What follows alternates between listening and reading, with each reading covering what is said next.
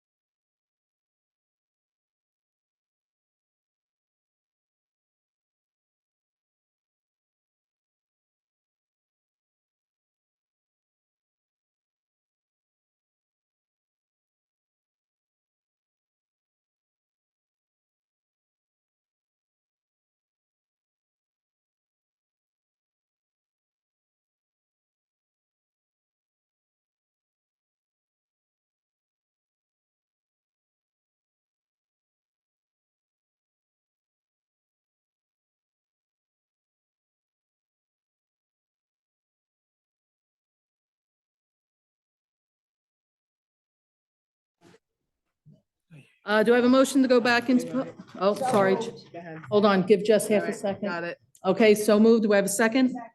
Okay, roll call, please. Councilpersons Novak, Yes. Balca, Yes. Conti, Yes. Enoha, Yes.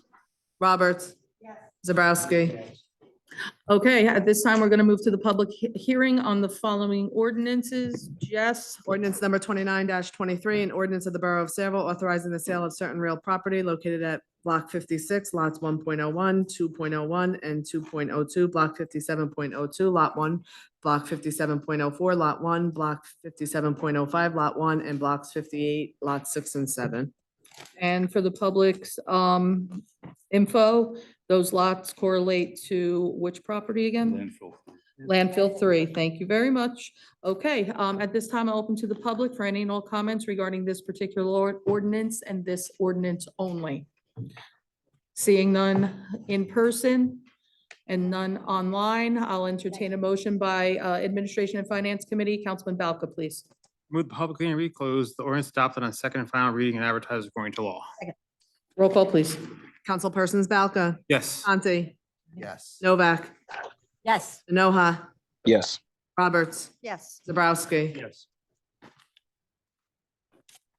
Public hearing on ordinance number 30, an ordinance establishing chapter 38, deployment of wireless facilities and procedures and standards regarding deployment of small wireless facilities in public rights of way in the Borough of Saraville. Once again, I will open to the public for any and all comments on this ordinance and this ordinance only. Seeing none in public and none online, I will entertain a motion once again by Councilman Balca. Move the public hearing be closed. The ordinance adopted on second and final reading and advertised according to law. Councilpersons Balca, Yes. Conti, Yes. Novak, Yes. Enoha, Yes. Roberts, Yes. Zabrowski. Yes. Public hearing on ordinance number 31-23, an ordinance amending and supplementing chapter 7 of the revised general ordinances of the Borough of Saraville to amend section 7-3.4, parking prohibited during certain hours on certain streets. And once again, I will open to the public for any and all comments on this ordinance and this ordinance only. Mr. Robinson, please. Thank you, Mayor. Jim Robinson, 11 Burrell Square, Berlin. The first time this was introduced, I mentioned that Princeton Road runs north and south. So if you want to, not a north and south side, if you want to prohibit parking, it's east and west side. So the update of this ordinance, we didn't do anything for Ernst Road. We can do another update for it if that's necessary. This is just for the updates for Eric Court, Jeffrey Court, and School Drive. Those were the changes made in this ordinance. Okay, the one I looked at online, maybe it was through an ordinance then, but I did look at one online. It talked about North Ernston Road between. And that was probably what was previously in the ordinance that we haven't addressed yet, so we can address it if that's the case. When you do that, you will just take. So can I, Needs to be changed. Mayor, can I ask the attorney to update that? We'll go through this ordinance so that those streets get addressed, and then we will make that correction. Thank you. Thank you very much for that. Any other comments regarding this ordinance? Seeing no additional comments in person or online, I'll entertain a motion by Public Safety Committee. Councilperson Roberts, please. I move the public hearing be closed, the ordinance adopted on second and final reading and advertised according to law. Second. Roll call, please. Councilpersons Roberts. Yes. Balca, Yes. Conti, Yes. Novak, Yes. Enoha, Yes. Zabrowski. Yes. Okay, we do have appointments to be made to the Environmental Commission. There are 3 spots. I would like to appoint Nicole Aranowitz to serve in that position. I did also speak with members of the Environmental Commission to make certain that those people that put in their paperwork would be appointed. I have Bharati Shah and Manesh Shah that would like appointed to the 3 open positions that were listed as vacant on the Environmental Commission. It's my understanding, is there one additional seat still open? That would take care of our 3, okay? So Environmental Commission, I do believe is my appointment, correct? I believe so. Okay, Okay, Okay. I move the mayor's appointments be approved on roll call vote. okay, Second. all right, roll call, please. Councilpersons Novak, Yes. Balca, Yes. Conti, Yes. Enoha, Yes. Roberts, Yes. Zabrowski. Yes. I will also make comment that in reference to appointments, and I have to bring this up at this point because there's no other place to bring it up at. We've gone back and forth quite often here regarding the redevelopment agency and appointments to that particular board. I do understand that we have two holdover positions, one of which is the chairman's position. The current chairman, Mr. Diadio, no longer resides in Saraville. We know that, that was voted on, and I believe that that information was made public at the redevelopment agency meeting prior to their reorganization. And yet Mr. Diadio was still appointed to that spot. I do have some serious concerns because it was brought to my attention by a resident who was having correspondence with Mr. Diadio just days ago. That resident shared with me the email correspondence, and this is exceptionally concerning and completely unacceptable. You have a resident that was being chastised and called out because of that resident's opinion about some redevelopment decisions that were made by that chairman. Comments, votes, and some of the ideas regarding what the redevelopment agency should be looking at as far as decisions to the benefit of our town. Can that be shared? I don't know, I'll see. I hate to have to comment on a. Well, let me without seeing finish, it. let me You're finish. gonna read it. Let me finish.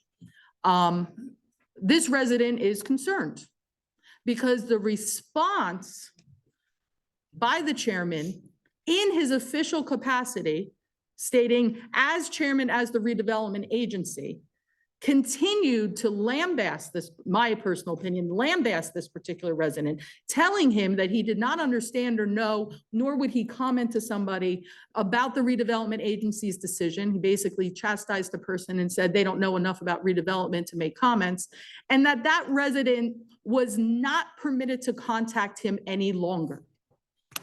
Here's my problem.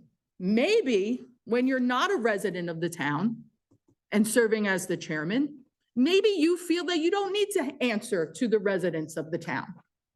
But that should not be the mindset of anybody in elected official position, whether it be through volunteer or not. That is right now, and I have no reason to believe that this person would send me an email that was doctored out of concern that he was just told by the redevelopment agency chairperson that he is no longer allowed to communicate or contact him because he had a difference of opinion about something. Unacceptable. We have individuals that have put in for this redevelopment agency's position. He's in a holdover position. His term's done. My recommendation, but it's the council's appointment, one of the people that put in for that position, really an impressive woman. There's actually quite a few people. No, I'm not going down the Phyllis Backo Road because that's already been denied multiple times, even though I still think she's an excellent, excellent person to serve on that agency. She's already turned around in just one meeting, the first meeting of 19 minutes, and asked tougher questions than we've seen. But Mrs. Duffy has led quite an interesting life and has served on some of our most important boards, including the Housing Authority. She comes with a wealth of knowledge. She's been around long enough to really see the way Saraville has evolved or devolved, pick your word. And if it was my appointment to turn around and make, I would highly recommend that she serve in the position that would right now, well, not necessarily as chairperson, that's up to the redevelopment agency to decide, but I think she would be an excellent candidate for one of the positions that was open, specifically to remove a chairman that does not even live in this town and is now telling residents not to contact him. He doesn't want to hear what they have to say. But then again, this is also the same person that I removed from the planning board when he was turning around and telling residents not to come to the microphone because the decision was already made before the meeting happened. I had the control to turn around and remove him. I didn't need consent from council, and he's gone. So again, I've said this before, if anybody on the council is so bold as to make the motion to appoint Ms. Duffy to the position that is currently held by Mr. Diadio, I would, Yes, Madam Really Mayor, applaud. I'd be glad to make a Answer motion the question. for Ms. Duffy. Don't they have other representatives within Sarah, like a vice chair and then I don't know what all the positions are. Don't they have other positions where, you served were on the the, case- you served on the redevelopment agency. yeah, and they know they got a vice chair and something else, maybe recording secretary or something. Wouldn't it be more suitable to perhaps bump the other individuals up or move them around? This isn't about the chairman position. You're not understanding. Oh, I The thought it chairman was. position is determined by the reorganization of the commissioners on the. Or just to add her agency. to the commission? Not add her. Diadio needs to go. He's telling residents, don't bother talking to me because I don't like what you have to say. He doesn't even live in this town. He's telling residents that live here, shut your mouth. Listen, you can keep him on. You already have. No, excuse me. I can't sit here and take this. We did not keep him on. You decided that you wanted all of these appointments in January. So he's in a holdover position because of what you wanted. No. Yes. I don't want to, let me make this clear, Mayor. You made it very clear and you fought and you argued. The mayor has no control over making appointments to the redevelopment agency. You fought that. I have been steadfast. Excuse He me. needs, so make the Excuse me, motion to they're appoint your- Ms. Duffy. They're your appointments, Mayor. Only the council appointments are not yours. I never said anything like that. So- Obviously, maybe it's, the COVID memory thing. Well, thank you. I do have long COVID and that is a problem, but I'm going to tell you, your memory. Mayor. No, Mayor, can I ask your memory, who appointed Mr. Diadio as the chairman to the redevelopment agency at the last reorg meeting? Let's talk about memory. Anybody know who did that? please. Mary, do you know Councilwoman who did Novak that? did. He is Mary, still did on. you appoint Mike Diadio, It was knowing that he no unanimous. longer lived in Are you Saraville? gonna let me as- answer, or no. you're just gonna pontificate all night? No, long? I have a big question for you because you called into question my memory. Councilwoman Novak, you are a commissioner on the redevelopment agency. Yes. I want to know who motioned and who seconded the appointment of Michael Diadio, chairman of the redevelopment agency, knowing that he no longer lived in this town. Do you know who did that? Let's talk Are you gonna memory. let me answer? Are you going to tell me who did it? Are you gonna let me answer? Absolutely, Then answer shut that up. question. Wow. Michael Diadio was, if you're asking me exactly who motioned, I would have to go back and look at the minutes. I do know that it was a unanimous vote. He is still on Sarah. That's a because shame. We had to, first of all, the law does not prohibit somebody that lives out of town from being on this. We weren't Mhm. breaking any laws. Secondly, you did not make any attempt to reappoint him or to get rid of him. You only made attempt to get rid of Phyllis, to put Phyllis Facto in there. That was the only appointment that you tried to make. Am I, Okay. This is Madam Mayor, cute. Madam- So Madam then- Mayor, Wait Madam a Mayor. minute, we discussed what was going to happen with the appointments. You remember, Sean, because the law states a specific length of time and the clerk has a specific, the only thing that we could do to move this to January was have, I didn't want this Because- moved to January. You know Madam- darn Madam well Mayor. that that was nothing more than political hijinks in order to was your keep it. political hygiene. I don't want him in there. You're the one. You told Madam me I Mayor, couldn't if make I the may. appointments. You said that it wasn't the mayor's appointment. No, I think we better go back and listen to first of all, I know what the ordinance states. The Madam Mayor, council appoints only the council people, Mayor. So then you're telling me, You tried to appoint Phyllis. You made that appointment. If it wasn't your appointment, why did you try to make it? okay, then why did it get voted down if it's my appointment? Because you have to have council approval. With the council positions, you don't even get to nominate.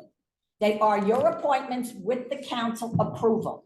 It was voted down. You never made any attempt to move to replace Mr. Diadio.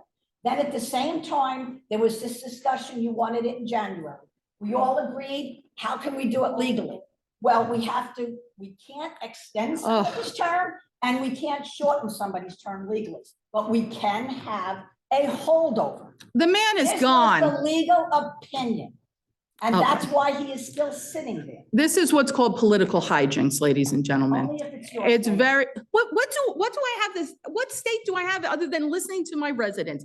Michael Diadio does not live in Saraville. You can turn around and say the ordinance doesn't say that we have to get rid of them, but for crying out loud, you're elected officials. Is that what you want? Is that what you want? Do you want a Maybe man, should excuse, have she's tried gonna to- interrupt me. Go ahead, pontificate on your own. Justify this in your mind. The residents are watching. The residents are watching. I removed him from the planning board because he wasn't doing right by the residents, in my opinion. Gone. You want to keep him, then you keep him. He needs to go. It was a decision made by the council. That's that it right, was the going to council. move to Right. January, and the only way to do that, you still made an attempt to replace Phil, even though it was going to be a July appointment. Phyllis, you never made any attempt. You Yeah, didn't and say, just- I want to support so-and-so to take Michael Diadio's spot. You never said it. Yeah, and just to be fair about Diadio's that, Position, when did his position become up? When Same was it? time as everybody else, July. And you turned around and caused a holy war in the name of law. This is what's happening, ladies and gentlemen. What happens? Wanted to do it. What happens in January? No, actually, it was Mr. Zabrowski that turned around and made the motion officially to turn around and have the attorney look into whether or not changes can be made to the redevelopment agency's ordinance regarding a January appointment versus a July or June appointment. And then it was also his recommendation to turn around and have them do workshops and also be certified. Listen, ladies and gentlemen, you want to know what happens in January? I'm going to tell you what happens in January, residents. Pay careful attention. I got 6 meetings. I'm not running. Guess who is going to be making decisions about the redevelopment agency? They know it. He shouldn't be there. Is there someone on this council? Because here's the cool thing. I can't make a motion. As Mary Novak flipped out at the meeting that I tried to, saying you can't make a motion. This was a constant back and forth. Check the minutes. It was crazy. Ladies and gentlemen, my recommendation would be to appoint Miss Duffy, who has put in her paperwork, who has a long, long line of service on multiple housing authority, on the housing authority and other agencies, doing what's right. Doing what's right. She lives in Saraville. Wow, what an idea. If someone on the council is bold enough to make that motion. Yes, hello, Madam Mayor. I already made the motion. I'm not sure if it was heard already for Madam Oh, Mayor. thank you, Council, For Ms. Council Duffy. President. Now, in order to vote on this, you need a second. You need a second. Is there somebody on this council bold enough to turn around and make a second? I don't know what the motion is. Motion is to appoint Miss Duffy To Sarah? Which position? to Michael, am I not making that clear enough? Michael Diadio's position on Sarah. So can I ask the So- question of the attorney? Can we take someone off of Sarah by replacing them? In a holdover. Is that, we could just replace them here, or he's in holdover status? Which means if you appoint somebody else. But aren't there still seats? There's so many seats open on Sarah. They want to keep a man that doesn't live in town. No. Then there's a motion made. Is there a second? A second. It's, Thank you. Motion and a second. Let's see how this unfolds. I just back up a minute. By appointment again. If we're changing the terms to January, We haven't done that. No, not officially. no. Okay. All right, I just want to make sure that, but when she's appointed, her term's going to still expire in July. Yeah, we never got. Okay, I just want to make That sure, issue, but yeah, you're right. It's. I just want to make sure that I have the term right, I that thought it'll we wanted- expire in July, But I thought we 15th or wanted to whatever. do that. 5 years from now. That's so I have it for my. What you're paper. seeing is them desperately trying to hold on to somebody on that agency that doesn't live here holds the highest position on that agency, and just got done telling the resident in email not to contact him anymore as the official chairman of the redevelopment agency. Let's see how this vote goes, people. Let's see who's had enough. Here we go. No, this isn't grandstanding. See, that's the difference. It What is, you're though. thinking is grandstanding is service. See, and So we got a motion and a second. Roll call, please. Councilperson Zanoha, Yes. Balca, Yes. Conti, I'm a no with this whole willy-nilly stuff that we're doing here. Months ago, we set out to make the appointments January, and now we're setting up an appointment that's going to be, I don't mind having her on Sarah, and I would like to, sure, add her to Sarah. I'm not going to add her as the chairperson of Sarah. He's not the chairman. What part of this don't But you get, she's taking Vince? Diadio's place Not as, his No, title. Just his seat. And you Just his seat, served on the no elected redevelopment chair. agency. Sarah, just so everybody understands, she's taking the body seat, but Sarah will appoint a new chairperson.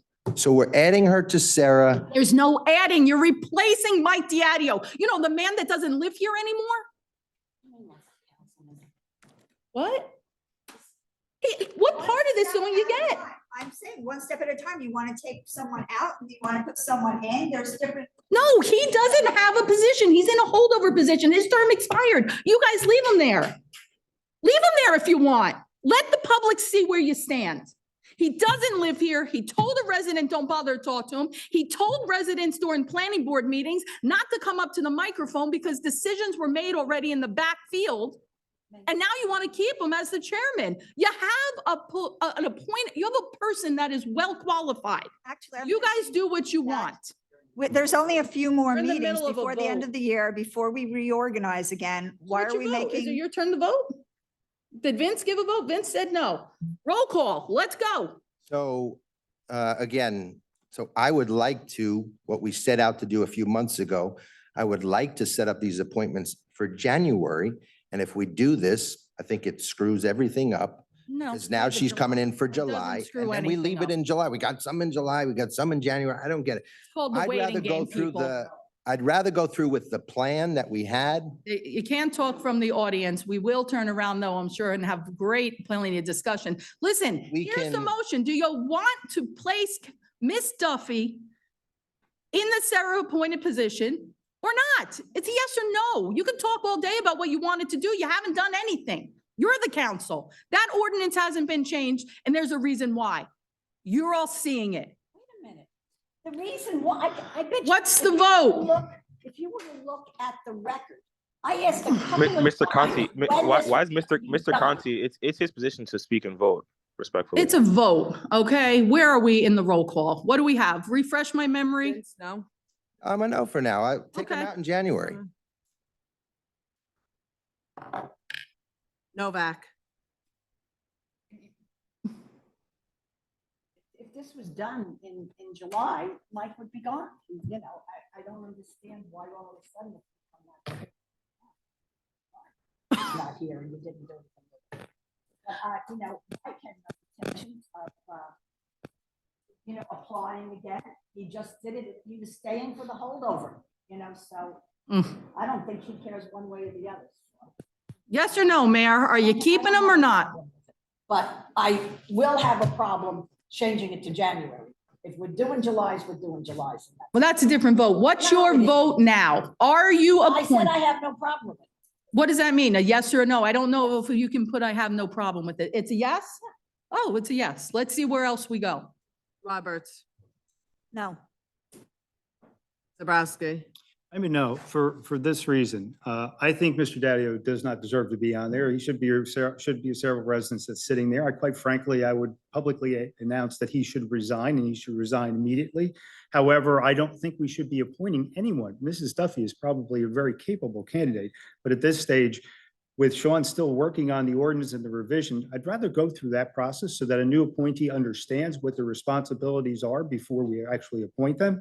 And we actually do it in a proper way. But quite frankly, if we could rebuke and we could actually do a motion with the borough within the council to ask Mike to step down, I think he should. We could still have a quorum on Sarah and they could continue to move forward. But for that reason, I'm no. And Sean, are you still working on, because we just said, well, we're not really working on it, but we In the middle are. Of a vote, can we complete our vote, Right. please? Can we complete our vote, please? And you can still work on that ordinance. Mhm. There you go. But in the meantime, you're allowing a resident to not have access to a chairman, and you're allowing someone that doesn't live here to continue to serve in the position. So I mean, what is that message that you send to the residents here? He's out in Moving January. on, yeah, and there's a lot of votes and big projects coming out of the redevelopment agency, the warehouse vote, the pilot recommendations, that's all coming up in that place. Let's not forget about the big redevelopment project and the push to try and change the designation and the zoning and all kinds of setbacks with a property over by Sherwood Forest. You see, that's what has me worried. What else is happening in Sarah that a man that doesn't live here now gets to vote We on? got two council without- people there. We're up every to- time. Wait a minute. Where are we? No, it's 3-3, so. 3-3? Wait, Three? who's the next person to vote, please? Oh, ladies and gentlemen, that comes down to the mayor. Congratulations, Ms. Duffy. You are now going to serve on the redevelopment agency, and I am proud to turn around and have made that recommendation and to break that tie. Ladies and gentlemen, we now have a board that actually has all Saraville residents on it. That's a win for our town. No, I know. So just to be clear, this position Okay. is only a holdover till January because it's replacing. She's not a Mr. holdover. DiGadio. It's gonna be 5-year. That's why I asked. That I know. makes no sense. All So I right, have it for my- ladies and gentlemen. Appointments.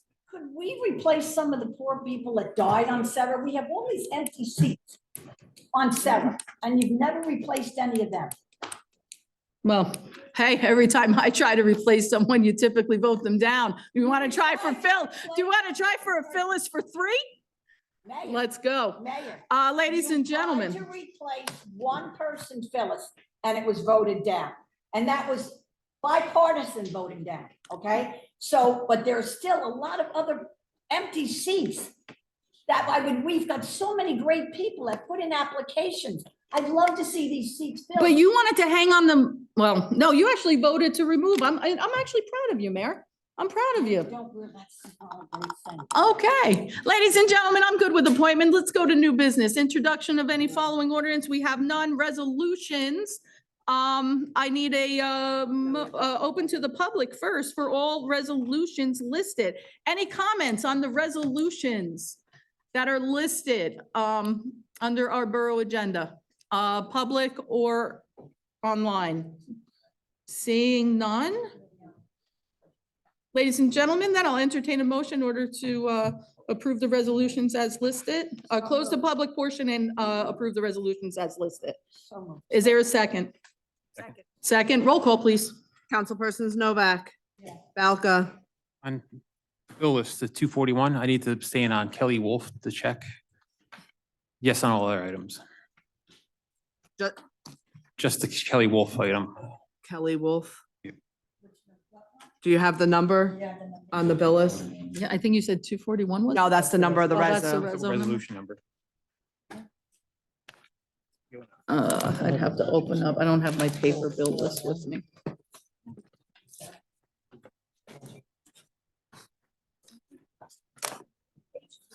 Can you just give me the number, like the number? All right, I'll look it up. I'll look for the number I need. With the vendor number? Yeah, some, Somebody will, no. there's no check number, just PO number. That's it. Probably the PO number then, yeah. For those two? Yes.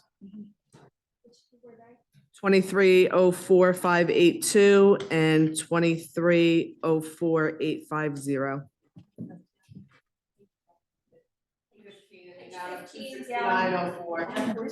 That's on the bill. Can you articulate what those two were for? She's a court administrator in South Amboy and she did some work here, so, and I, You don't have to give a reason for conflict if you don't want. Okay, okay, got it. Okay, Okay, Conti, Yes. Anoha, Yes. Roberts, Yes. Zabrowski. Yes.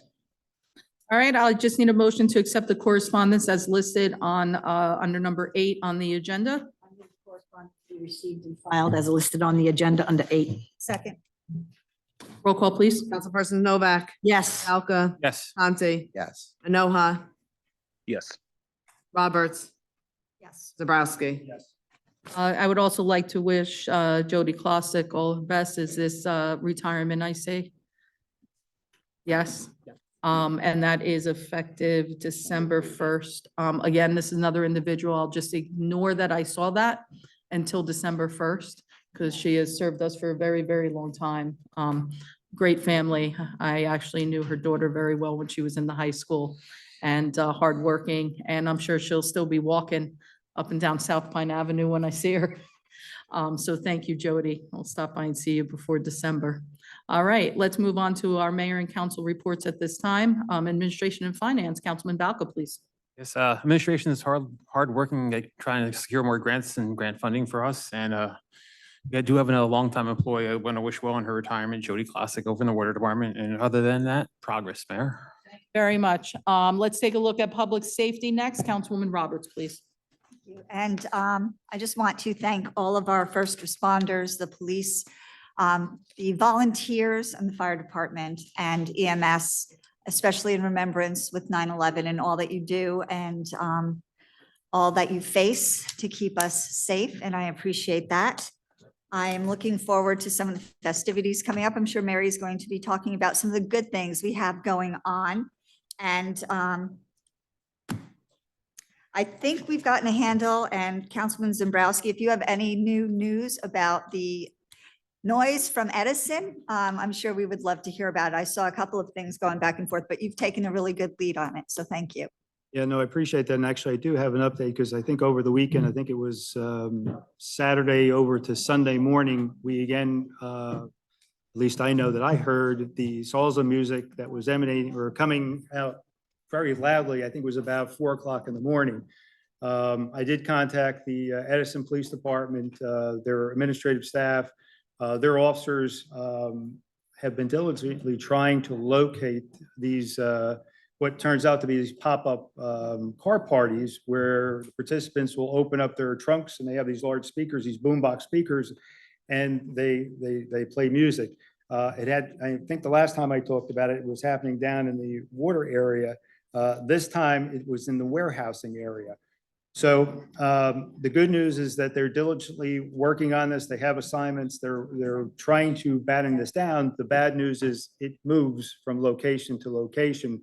But our complaints from our residents are not on deaf ear. They're working very diligently to be able to eradicate this problem. And I think some of the recommendations were, some of the residents were calling in the next day instead of calling in when it occurred, and possibly giving a direct call to the Edison Police Department. Yeah, our residents really should be advised to contact our police department directly anytime there's an ordinance. The reason for that is, number one, it'll be memorialized in a report from our police department, which is very important.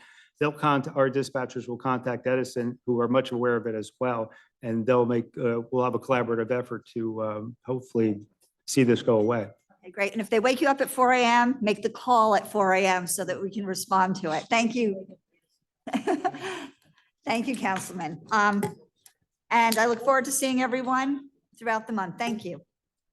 All right, thank you very much for that. My computer just shut down, so wait, who's our next one? Recreation, Councilwoman Novak, please. Yes. Oh, I'm sorry, I do that every time. I don't know why. I'm used to Public Works being further down. Public Works, Councilman Conti. I will say that was the first time you've ever skipped me. I did, I think it is, but Yeah. for some reason, it usually feels like it's far. I used to do Public Works, so I was always down towards the bottom. And it usually was, you're right. Yeah. All right, so a couple of things. First off, I'd like to welcome Mrs. Duffy to Sarah. I'd like to see what she's going to do. She's got a long time to do some good things, so I'm excited to see that. Second of all, on this 9/11, I'd like to recognize our first responders and thank them for all they've done in the past and all that they'll do in the future. They've got often they've got a thankless job. Just go out and do their job and move on. But they're appreciated. We couldn't survive without them. And just want to say thank you for all that they do. Second, I want to thank Joel as well, Joel Bloom, for a wonderful 9/11 memorial yesterday. It was well attended. We had some good speakers there. They said some really nice things. Glenn in his statement really did a nice job. I was very, very pleased with everyone. Mayor, obviously, everybody really heartfelt messages, and I was really pleased to be there. Pleased to be there for the families that we've and the people we've lost in Sayreville from 9/11. So I was happy to be there. Hopefully the individuals had some issues there are okay today and up and running. I checked. Good. They were good. Good. All right. So I had also, I know it's coming on the agenda session, but in advance, and I know a lot of people tune out during that meeting, and but I did see Richie Popowski getting bumped up to supervisor in Public Works. I just wanted to, Parks, sorry. I want to congratulate him on that. Well-deserved bump for Richie. So very happy about that. Oh, he's over there. I didn't even see you there, Rich. Yeah, he's there. Well-deserved. He works his tail off. Not that Phil didn't. Phil did for a long time, but Richie's excellent replacement. So very, Can't play guitar like Phil. well, he probably can play in something entertaining. She says you can't play guitar. No, I'm sure you're entertaining though. Anyway, I just wanted to congratulate him on the bump, which is I'm very happy about that. A couple other things too. We'll see it later on, but we're purchasing a hot box and which should allow us to do more spot paving, I guess it is, paving from within the department, not the big projects, but smaller projects. So, I'm certainly going to look to hold those guys accountable for fixing some of these smaller issues that we have on their own, as opposed to making it a big ordeal. Because I know we've got a bunch out there that could be done internally and they don't need a major bid. And with the new hot box being purchased to help with that, I'm certainly going to look to hold our guys accountable to do more of to do a better job patching up the smaller issues that we have. I know that they want to always do that with the new equipment and perhaps a renewed focus. We'll be able to do a better job with that for the residents. We also, you'll see that we are purchasing another street sweeper. I don't know if it's another one or replacing, but we will have a new street sweeper in our town. So I will say, I don't know about you all, but I look outside the window while I'm at my desk at home, and I do see a street sweeper coming around here and there, much more than I did in the past. Hopefully you all see the same. But I'm happy to see the street sweeper going around and to know that we just purchased a new one. It's going to make it even better. Our streets will be even cleaner, hopefully. So I'm happy to see it. And again, that is something that I'd like to hold the guys accountable to do, to sweep our streets sufficiently so that they look cleaner and more tidy. All right, that's that piece. What I would like to see also is, and I don't know, Glenn, maybe this is something to talk about, but we've talked a lot about speeding and et cetera, things of that nature and what we could do. And then I was talking with one of our residents on Harrison, right up to Truman, and she's like, "Can you change?" She said, "Can you put this?" I said, "No, it's not gonna." "Can you do that?" I said, "No, it's not gonna work either."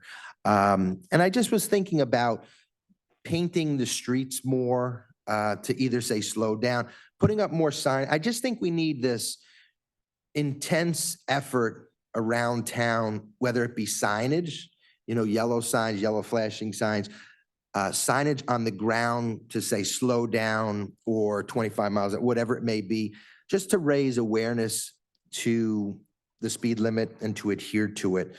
It's not anything big. It's not going to slow down a vehicle, emergency vehicle, plow, whatever it may be. But you see maybe some bright yellow on a school street leads up to school or somewhere else. And no, we can't do it on the county roads, but I'm just thinking locally on some of our streets. And I know we've done it. We've done it. We put in flashing crossing sign on Ernston Road. Ruth Mahoney was instrumental in asking for that, and we got that done. There's speed limit signs as well, flashing. I just want to see if we can do more. And maybe we could talk about that and involve DPW and see what we can get done with that. I think it's an effort, and I'd just like to see more of an effort with that. As far as roads are concerned, South Minnesink is in the works. If you're in that area, you know that. So we've got Elizabeth, next week, a pre-construction meeting, but that's going to happen shortly, thereafter, as far as the project, being underway. So next week, pre-construction meeting, the parking lot at the Active Adult Center as well. Next week will be a pre-construction meeting. So that will begin shortly thereafter as well. And then after that, we've got 4 other streets. I can check them that bids have been accepted, and we just need to coordinate next steps, pre-construction meetings, and then set dates. I believe that is for Buchanan, Highland Drive, Stanford, and Sunrise. Right, so bids have been accepted. Jay, you can correct me or acknowledge that bids have been accepted. Contracts awarded, they're actually starting on Stanford. They've got to do water box repairs first, so that's underway. Okay, good. So those 4 will commence as well, and all should be done before winter sets in. What's that? Snowfly? Yeah, exactly. And then we've got a number that are on a docket for next year that unfortunately got pushed from this year, but will be addressed early next year, and we'll keep it moving. But anyway, those are the roads that are the hot items right now, and I thank you for your time. Okay, thank you very much.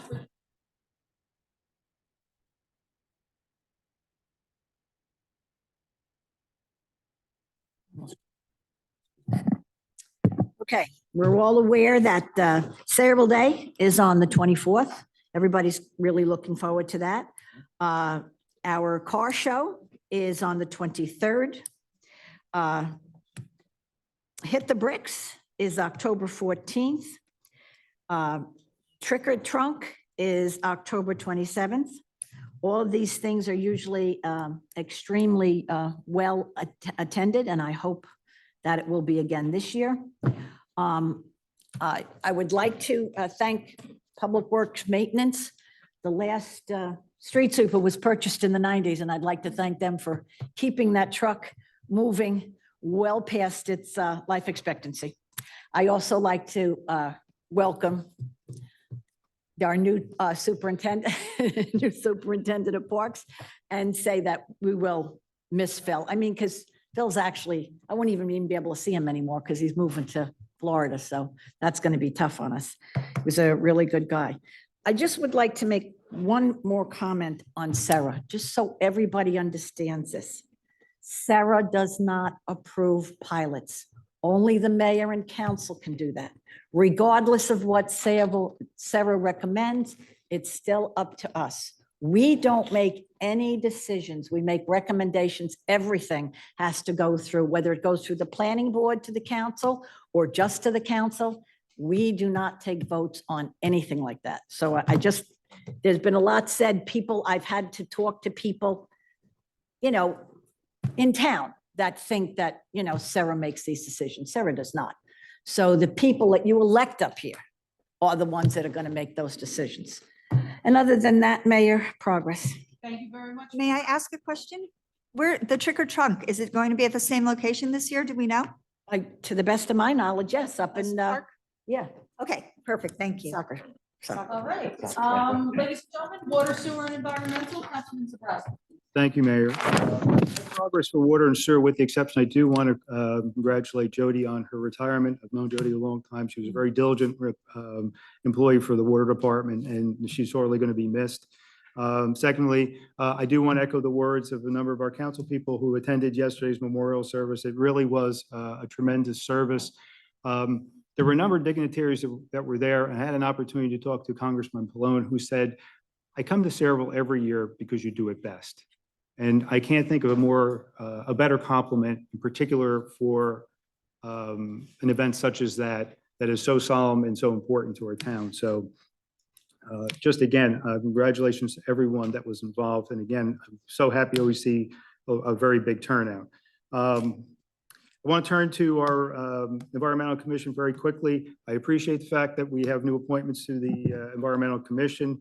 We had lost a member recently, so it would have been very difficult to have a quorum, so I'm glad that we have those appointments. Secondly, the community garden.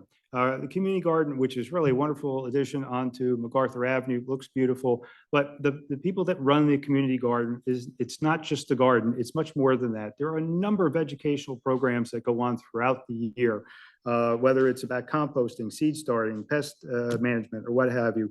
They also hosted something called Ask Your Master Gardener, where you can come down and actually provide great information for all our residents. And one of the things I think is really fantastic is there's some plots there that are dedicated to grow vegetables that are then donated to our adult active center. And that's just, I just want to be able to toot our horn about that. And I'd also like to ask at some point if we could actually have Anton New, who is in charge of the community garden, just come in, just to brief us and the residents on, just very shortly on what they're doing, because it's tremendous stuff over there. And then finally, I just actually, Sean, I have a point of order question more than anything else. And I hate to belabor the issue of Sarah any more than they do. We've done so far, but I know we received RFPs for a forensic audit, and it's kind of been sitting. I don't know whether it's appropriate to make a motion for a particular vendor in this particular case, or can it be placed on the agenda so that we can in fact move forward and finally get a vote on it? I think it's a very important part of cleaning up the issues that surround Sarah and maybe some of the other departments. And I think it would be a very good first step. And again, someone who's been on the council the least amount of time, I wasn't sure what the procedure was for that. Yeah, I mean. Can I make a motion that we just add that to the agenda right now and take a vote on it? Instead of waiting for another meeting? Well, first of all, to answer John's question, it is a professional appointment, so it doesn't have anything to do with cost. You can appoint whomever you want. The bids that were submitted were responsive. If everybody's aware of the bids and everybody has their mind made up, you certainly could do that tonight. If it made sense to put it on the next agenda so that everybody could review them, that's up to you as the governing body, but you could do it tonight. I mean, I think most of us did have the opportunity to review the bids. We just didn't put it on our agenda. And as long as everybody agrees to just add it to the agenda tonight. I mean, I know we can't do it unless everybody agrees to it, but I agree to just adding it to the agenda and do it to the business part of the meeting and do it. If I could, I would like to make a motion actually for Mercadian to be our forensic, to provide the services for the forensic audits for Sarah. I would ask, however, is there a reasonable cap that can be placed on that? Obviously, it can go up or down depending upon the work that's provided, but I think it would be also appropriate that a cap would be initiated. Part of your motion. And with that cap, so, because we don't know how deep or how long this could potentially take. With that cap, it doesn't mean that their work would then stop. They would have to come back to the council, and that way they would be able to we would be able to reauthorize as I needed. would think they'd have to give us an assessment and then a Yes. request as to why they would want to move forward. But I think a Exactly. cap is appropriate so that our I do. residents know that we're conscientious on it as well. Yeah, no, I agree with that as well. As long as we are aware that once they reach that cap, that doesn't mean that the work is done. It means that they may have to come back to if their work is not done. I think, listen, there's nobody up here more ready to move forward with that. I thank you, Councilman Zabrowski, for bringing that up. So is that a motion? That's a motion. Okay, let's second that. You want to come up with a number on the cap? 25? 25. 25,000? Does that seem something that's reasonable at that point? Who knows? You could make- No, I think that's You could always fair. make I it think lower that's and then come back and reasonable. do You can more. make You it wanna a make not it to exceed appropriate without starting further point. action by the council. Yeah, with that, yeah, not to exceed without further action from the council. I think 25,000 maybe just to get them in the door, get them started. Who knows how deep this could potentially run? But I'm grateful that we're actually getting some movement here. It's long overdue. All right, so there was a motion. Was there a second? Is there a second? Yes. Second. Okay, roll call. Zabrowski, Yes. Valka, Yes. Fonte, Yes. Novak. Yes, and I would just like to make one comment. We kept putting out RFPs. Nobody was replying to them. So the first time we saw any responses was at the last meeting. So it wasn't for lack of action by the council. It was just lack of people that were interested in doing it. Noha. Oh, yes. Roberts. Yes. And I just wanted to, that's excellent. It's about time. So I'll have a result for the next meeting. With that RFP and the way that this was initially discussed and brought up, I know many people feel that this audit was just for the redevelopment agency. That was not my intention when that was brought up, and I don't believe that's the way the RFP actually went out. This was not solely for that agency.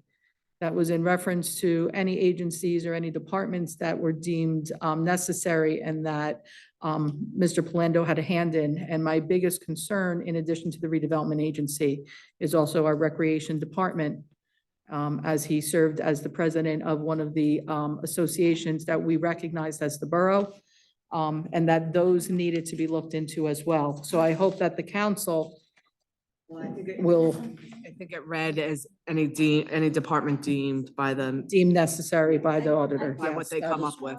That is I have a correct. question. The Sayable AA, is that what you were talking about, Mr. Cox? Well, no, I'm actually looking at because I'm looking at what we have here within our recreation department in relation to, Okay. Okay. specifically, we're dealing with that. Because again, the concern here for this came from dealings with Mr. Palando and the concern that that might have had. But that would also include the recreation department as well. I thought you meant. No, we can't investigate their personal stuff, but we can investigate what was submitted to Yeah, us. so I just- Yeah, of course. Mayor, before we go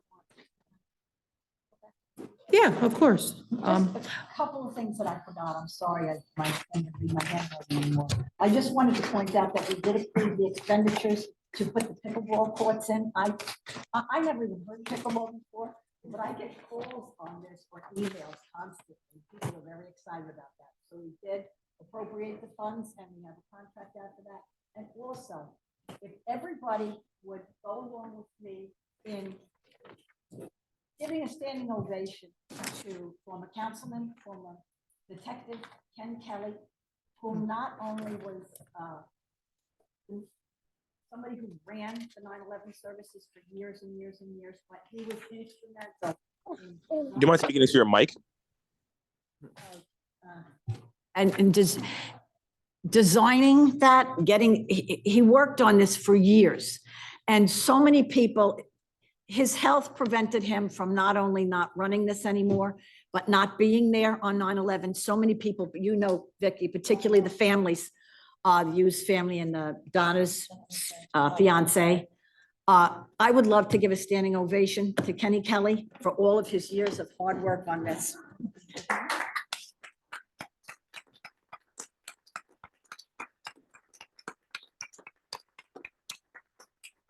Thank you, Mayor. You're welcome, Mary. That brings us now to our Planning and Zoning Council President Anoha, please. Thank you, Madam Mayor. You know, You're welcome. definitely want to take the opportunity to thank our planning and zoning boards and the residents that take their time to come to our meeting and overall ask questions and make sure that the decisions that are being made are in the best interest of our borough, and just to make sure that the development projects that we have or the different activities that are taking place is in the best interest, for our safety, for our traffic, the overall well-being of our environment. And, I know there are a lot of comments about our 9/11 memorial, and just wanted to, thank those who took the time out to come out and support and pay tribute for the memory of those that lost their lives and those whose lives were affected, by the tragic event, and also for the other events that take place around town. I want to thank, our mayor and for our elected officials and for our residents who do take the time out to be involved in our borough. So just want to thank you all, and we're looking forward to more progress within our boards for now. Thank you, Madam Mayor. Thank you. Oh, and thank you for that young member that's up there, that's there. Thank you, Council President. For my remarks, I do have a couple of things that I need to get some updates on. But obviously, the 9/11 ceremony is something that is very near and dear to my heart and very personal. I thank everybody for attending. I thank our Public Works Department. I see one of our fellows back there that was working, making sure everything was perfect for us. So thanks, Rich. And thank Wayne too. I know he was there with you. Our Public Works Department has always done a tremendous job with maintaining that memorial. It's beautiful. It's amazing. It's the greenest grass probably in the entire town. And fittingly, it's just a beautiful, peaceful spot. If you haven't had the opportunity to just go and sit there for a little bit, it is really quite a surreal feeling when you're there. Kind of transcends really the events and what we come together for in Saraville. My heart forever goes out and breaks for the Hughes family, for Giordano family, for Benoit's family, and for, who am I missing here? Fernandez family. I've gotten to know so many people so closely. Today is 9/11, and I was happy that our celebration was once again on the 10th, because I really do try to freeze in that moment, because things were different on that day. Our first responders, so many of them here that actually went over to New York at that time in order to assist and help in any way that they can. And many now that still continue to suffer. 9/11 is over, it's 22 years. But yet people still today are feeling those effects. The losses from 9/11 did not just stop on that day. The cancers and the other diseases that were incurred by people that work to turn around and try and bring people home. To my uncle today, we lost my cousin Cindy, also on that day. And I know it's a tough day for him. It's a tough day for my family, but I'm glad to be here with all of you today, because it gives me some peace to know, make the most of your life. It's one of the reasons why I decided to try and serve my town, is to give back in whatever way I can. You're never guaranteed tomorrow. Ken Kelly, he is absolutely phenomenal, and he was beyond missed. Donna's fiance actually stopped the ceremony just before we concluded, because he said, wait, something's wrong, something's missing. Where is Ken?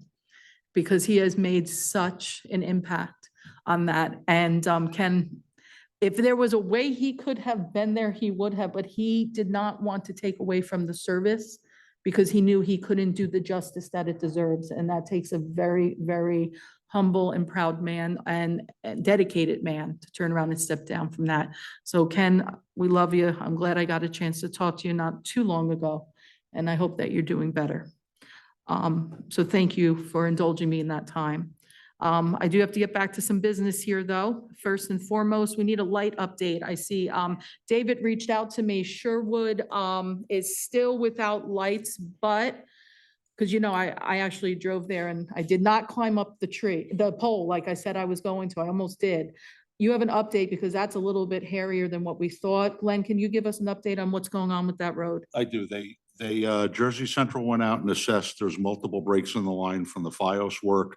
While they're off on the side working that out with FiOS, Jersey Central has contacted a third-party contractor that does underground work of that variety. It's going to require horizontal drilling, which is not something Jersey Central does in-house, and that work should be starting shortly. And while we're on the topic of lights, I did reach out to find out status of ongoing repairs. They weren't able to quantify it for me, other than the fact that they continue to hack away at the list in an effort to get them all complete. Wonderful. Thanks for that update. Now, it's been a couple, one meeting or two meetings that it's been since our representative was here. She was just at She the was here at the last meeting, so if you wouldn't mind, Get her here for the next one. let's get her here for the next one. Okay. In addition to that, it is like pitch black over there on that road that still does not have lights. Can we reach out over to BD and see if we can get some temporary lighting? If JCP&L can't do it, then let's get some temporary lighting over there. It is very, very dangerous. If you've driven down there at night, it's pitch black. It's very, very dark. Darker. And it's getting darker earlier. And I don't want to see, we know that that's a problem, and I don't want to see anybody getting hurt. So let's see if we can do some temporary lighting over there. Next, I need an update on appraisals. So we had talked at the last meeting regarding getting appraisals in for open space on the piece across from Sherwood Forest. That is off of the Parkway over by the other Gillette Towers. That was given to the Open Space Committee. So I'm not sure when Open Space had their, We did not meet since the last meeting. so since the last meeting. We will um, discuss that at the next meeting. When's your next meeting? Next week. Is it next week? I have to Okay. look at my calendar, but. Thank you, Joe. Now, I don't want to, I don't want to delay this any longer than we have to.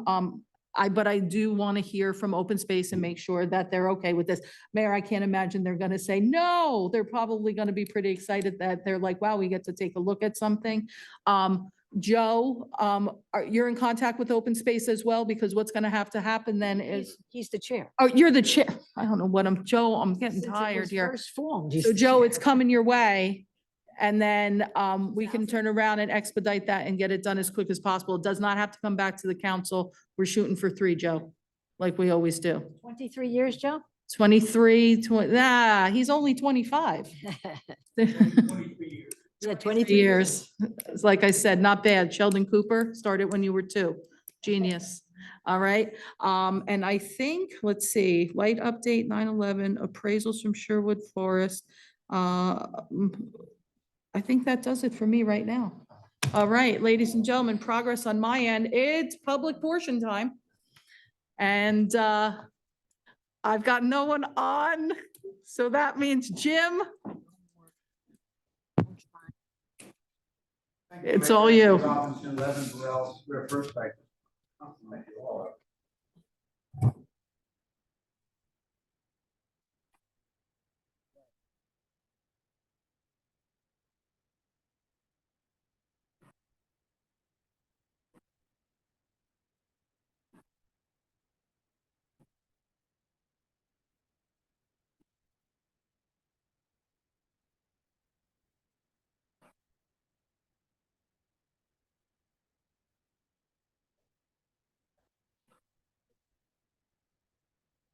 Because those terms are not interchangeable, and early on, I heard about an investigation. In fact, when Mayor O'Brien was the mayor and somebody else got in some trouble, he talked about, I don't think he ever did anything with that investigation, but he talked about an investigation. I asked Can I for say both. something, Mayor? You Just sorry may. to interrupt you. Just if the mayor and council want to keep to the 5-minute rule, I would Yes, ask that you ask not just Mr. Robinson, but everyone who speaks to speak their piece for 5 minutes. You can write down the answers that you want to say or not. And when he's finished, you can answer. And that way we get to the 5 minutes and we can do that. I'm ready. Got the first question. Does Mr. Robinson mind starting again? I think his mic wasn't on when he first started, if possible. Christian didn't hear you completely because the mic was not loud enough for us. So for the sake of the TV and the future feedback, the future meetings replay. Okay, thank you. And at the last 2 meetings, Councilman Anoha objected to the ordinance for that self-storage and the accompanying pilot on that wooded lot over by Sherwood Forest. And the mayor, you suggested it go to the Open Space Committee. And in another wonderful bipartisan vote, I think Councilwoman Roberts was the only one who voted no. She wanted to see a plan before we bought property for open space. And Chairman Kupch is here, and I looked at the plan, and this parcel is on their priority list, so it is appropriate to do that. I was going to ask too about the appraisal for that because I didn't see it on the agenda. But I just want to ask this question because of what Councilman Noha suggested and Mayor, with your comment about buying it for open space and the vote at the last meeting and his not bringing this ordinance forward at the meeting before that, does that mean that this project, the self-storage project over there, is now dead? The ordinance hasn't been amended to allow it. So I just want to know, is that now dead?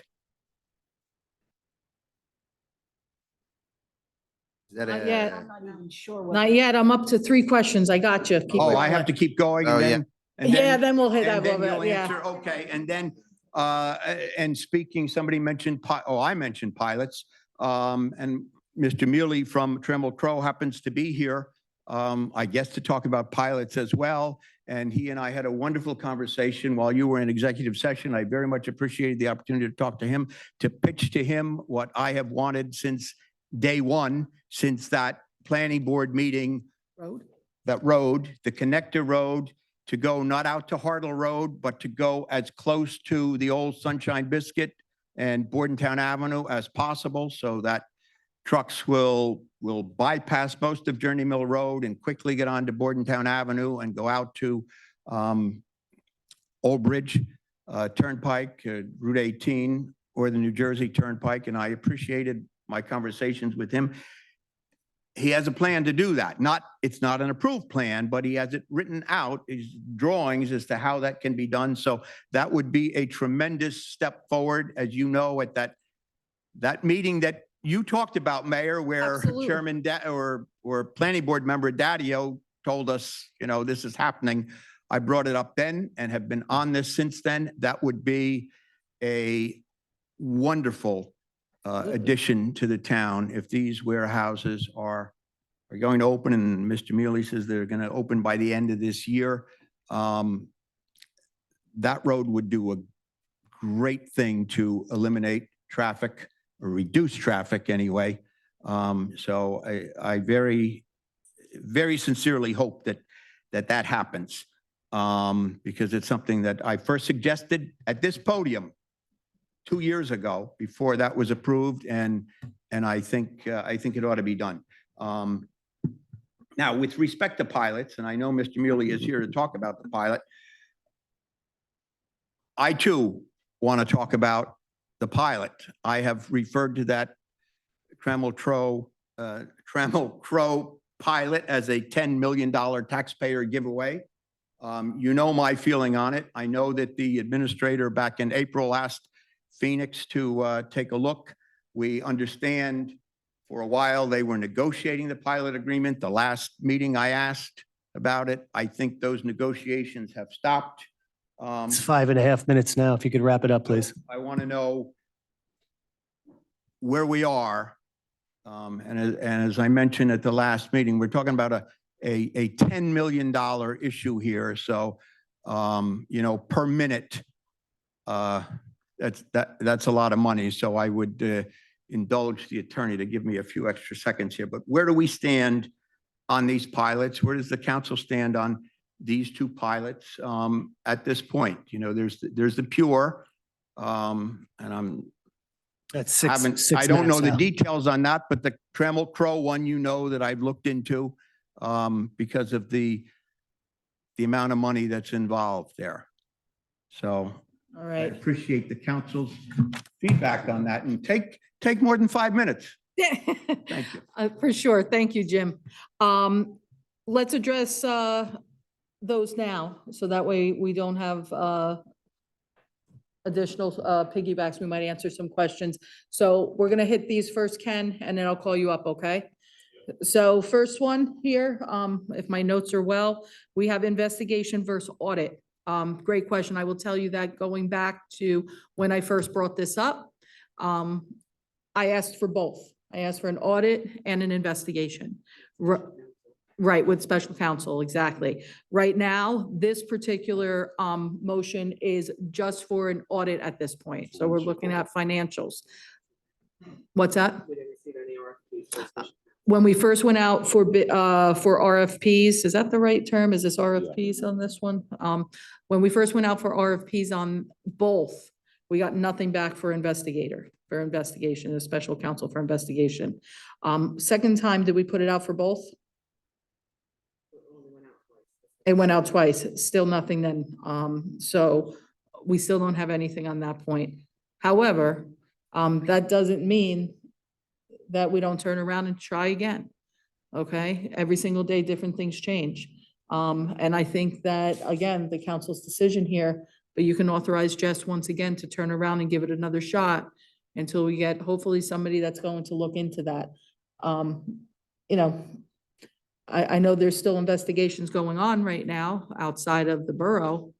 But again, I think it's incumbent upon us as elected officials to make sure that we're doing what we need to do to protect our residents and to make sure things were done on the up and up. But I hope that answers that question. So the appraisals, we had the update on, so you at least know where we're moving forward with. And I have faith that we'll be able to move on that quickly. I know appraisals take a while to come back sometimes. Yes, hopefully we'll get them back pretty quickly, but you never know. Self-storage project status dead. I'm glad that you brought up the fact that with Council President Noah's tabling of that pulling that particular ordinance, that enabled us to turn around and move forward with the inquiry for open space. If that wasn't done, we would be in a much different situation here. Where is the status on that, though, being that it was pulled from the agenda and we have now moved into open space? I don't know if that goes over to you, Glenn, probably, Well, it's right? just a matter of if the council wants to entertain a public hearing on it and an introduction, that's the council's decision, and we can include it on the next agenda. So as of right now, though, because no action has been taken to bring it back onto the agenda, the circumstance is then dead at this point Well, unless it's it not gets. that, I mean, it's not dead. I would presume that the developer is still interested in a pilot, but without action on the part of the council to entertain it, introduce and have a hearing, you know, it's kind of stuck in limbo. So it's at the hands, it's at basically It's in the the mayor and council's council's hands. Right now, the ordinance that was introduced was to make certain changes in the development plan to Right. allow this, because it didn't quite meet it. I mean, we are now going to look into trying to find out if we can purchase it. Of course, the person that owns the property does not have to sell it to us. He can then try to sell it to somebody else that wants to do another project, or perhaps even the self-storage facility may change their plans a little bit to meet the criteria, and then it would pass. It was just, you know, the changes in the criteria for that development plan were being asked to be changed. Right, did not move forward. So if they change it back, it's always possible. Okay, so we're rocking and rolling. We have a little bit more. Your next question, Jim, if I wrote this down correctly, is pilots, where are we? With that, you had mentioned the Tremble Crow project. You mentioned the road, but quite honestly, if any comments are gonna be made in reference to Trammell Crow and the road and stuff, I would much rather representatives from Trammell Crow come up and speak on their behalf. But at this point, do we have any status on where we are with, we're really looking at 3 pilots. So we got the update in reference to the one regarding the self-storage facility, because now we're moving down the road of looking in the open space possibility. That leaves us with wherever we are in reference to Trammell Crow. And then the other one would be the landfill site. Because. Right, so Trammell Crow, we've concluded negotiations. It's a matter of the council wanting to introduce and entertain that pilot. Okay. But we haven't, but has the council received anything on Trammell Crow No. yet? Yeah, I was gonna say, but we don't have anything to look at. I've Okay. gotten- You can have it tonight, you know, it's certainly easy, you know.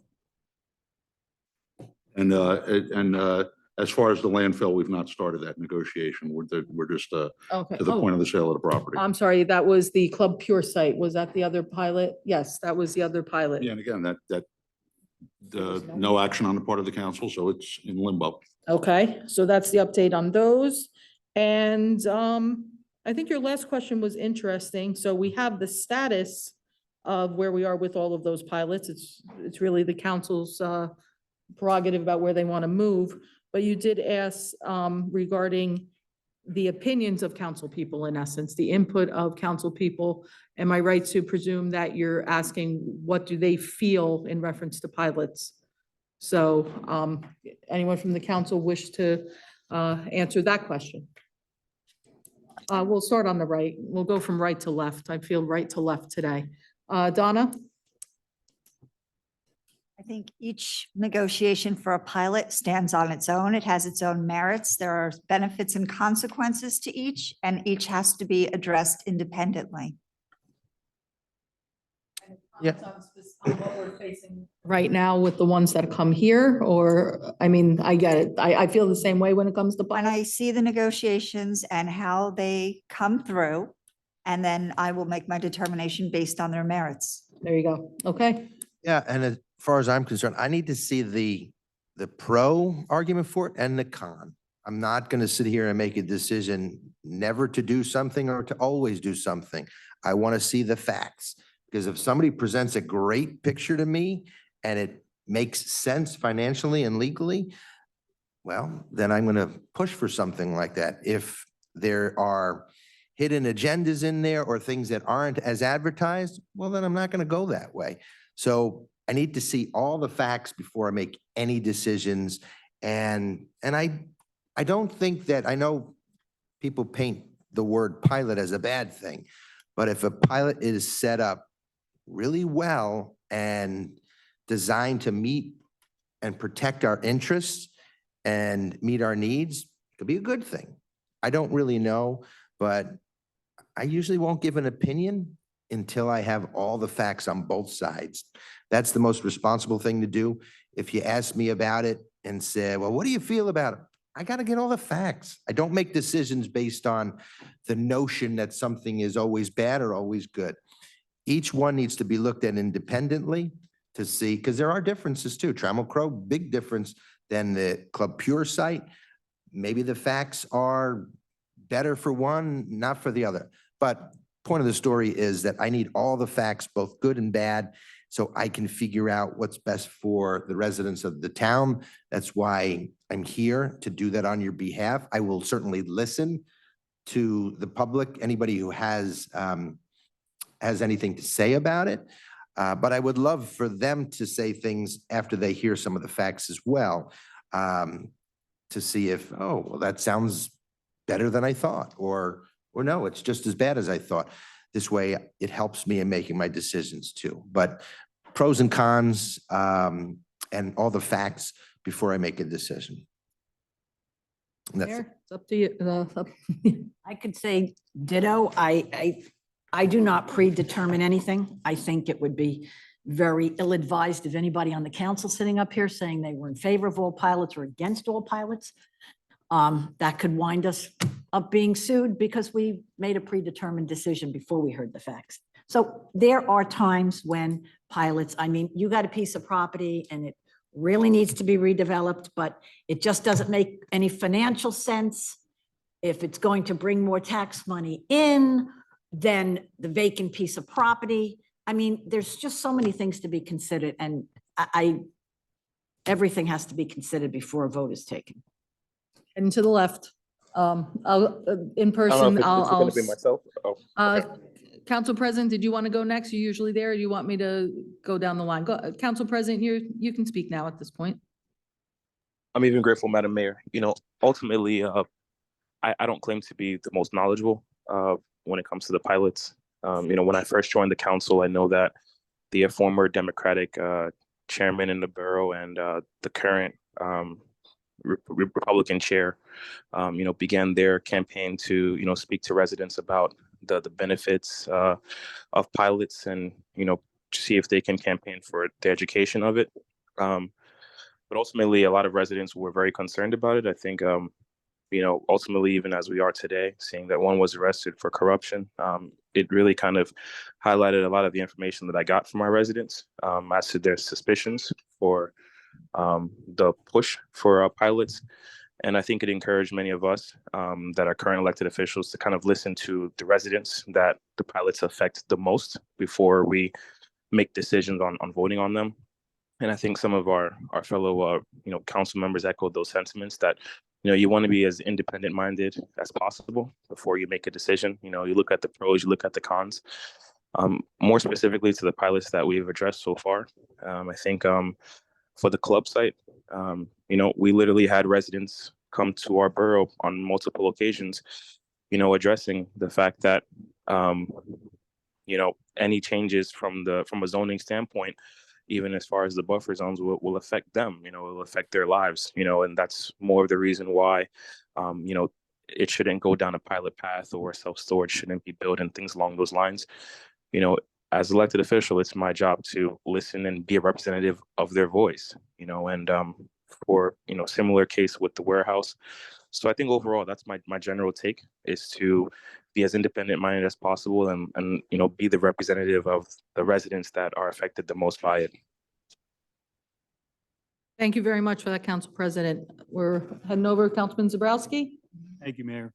I actually think there's only two pilots that are being discussed at this time. I don't believe that Main Street has gotten to that point thus far, although I guess it's been alluded to that. My feeling on the Main Street is that we should continue to pursue our open space option. If that doesn't come to fruition, my suggestion to the developer is you need to go to the traditional route, which would be Board of Adjustment, seek a variance. That way we can have the public there and they can discuss the plan as it would be presented at that time. As far as Pure is concerned, based on the facts that I currently have, it's tabled. I see no reason to bring it back as a discussion point. Trammell Crow, this seems to be evolving. So I'm not going to give an opinion on this because actually Mr. Robinson even intimated that there may be more discussion to move to get certain things for the borough's advantage with this project. So I'm not at the point, I think I'm kind of at a disadvantage at point till we have all the facts in place. Thank you for that. I appreciate that. And very good point in reference to the evolution of potentially the Trammell Crow project. Dan, Mr. Councilman Balca. Yeah, the pilot is it's a partnership between the public and a developer, and we got to make sure we look at everything to make sure we do the best thing for the public. That's the number one thing. I'm always a little leery of residential and revenue-based pilots, especially when it's a market rate residential. It's kind of hard to justify why give a pilot a residential pilot. I mean, in revenue-based pilots, I've seen they can play with the numbers. So when it's difficult to budget, to know what the budget what type of revenue we're gonna get, because they always play games with their numbers, and it's an audit, but they could, they could play games with it. So I'm always leery on that end of those pilots. Every pilot has to be looked at individually, of course. I mean, like everyone said that's a key. Yeah, each one has their own. And there has to be benefits for the public. I mean, because this is a 20, 30-year, partnership with the public, and we have to, we're the fiduciaries for the public. We gotta make sure we're doing what's best for the public. Yes, I appreciate your comments because in addition to Denise, we've got a double finance people here. So when Dan speaks when it comes to money, I listen. When Denise speaks when it comes to money and to our residents and to our tax dollars, that's the side I look to, because that's what they do. And they're very, very competent, expert professionals, in my opinion. So thank you for that. Jim, I believe I hit them all. Okay, you're very welcome. Ken, I've got no one online, so you're coming up. Sir, you're next. I haven't forgotten about you either, because I saw that you were here, so I want you to come up and speak so we can get an update on what's going on. Thank you, Mayor. Ken Olszewski, 108 North Edward Street. I think tonight was a great victory for the people of Sayreville. And I think you'll find that out as we go along by the appointment of Paula Duffy to Sarah. I know Paula Duffy quite well. I know her family. She had a brother who was a South River councilman, is the business administrator, another brother who was a senior officer in South River. But I know her most since as chairman of the Sayreville Housing Authority, she was appointed as the governor's appointment. Wow. She served a couple of years, and a very ugly thing happened. Paula got a call from Trenton and said, "Thank you for your service. You're done." Because The former mayor wanted somebody else appointed. I've been around a long time, as most of you know. And that was a very crude thing to do. Somebody here tonight said, these people are volunteers, like myself. We don't get paid. We spend time working for the borough and doing what is right. And to be treated that way was quite ugly.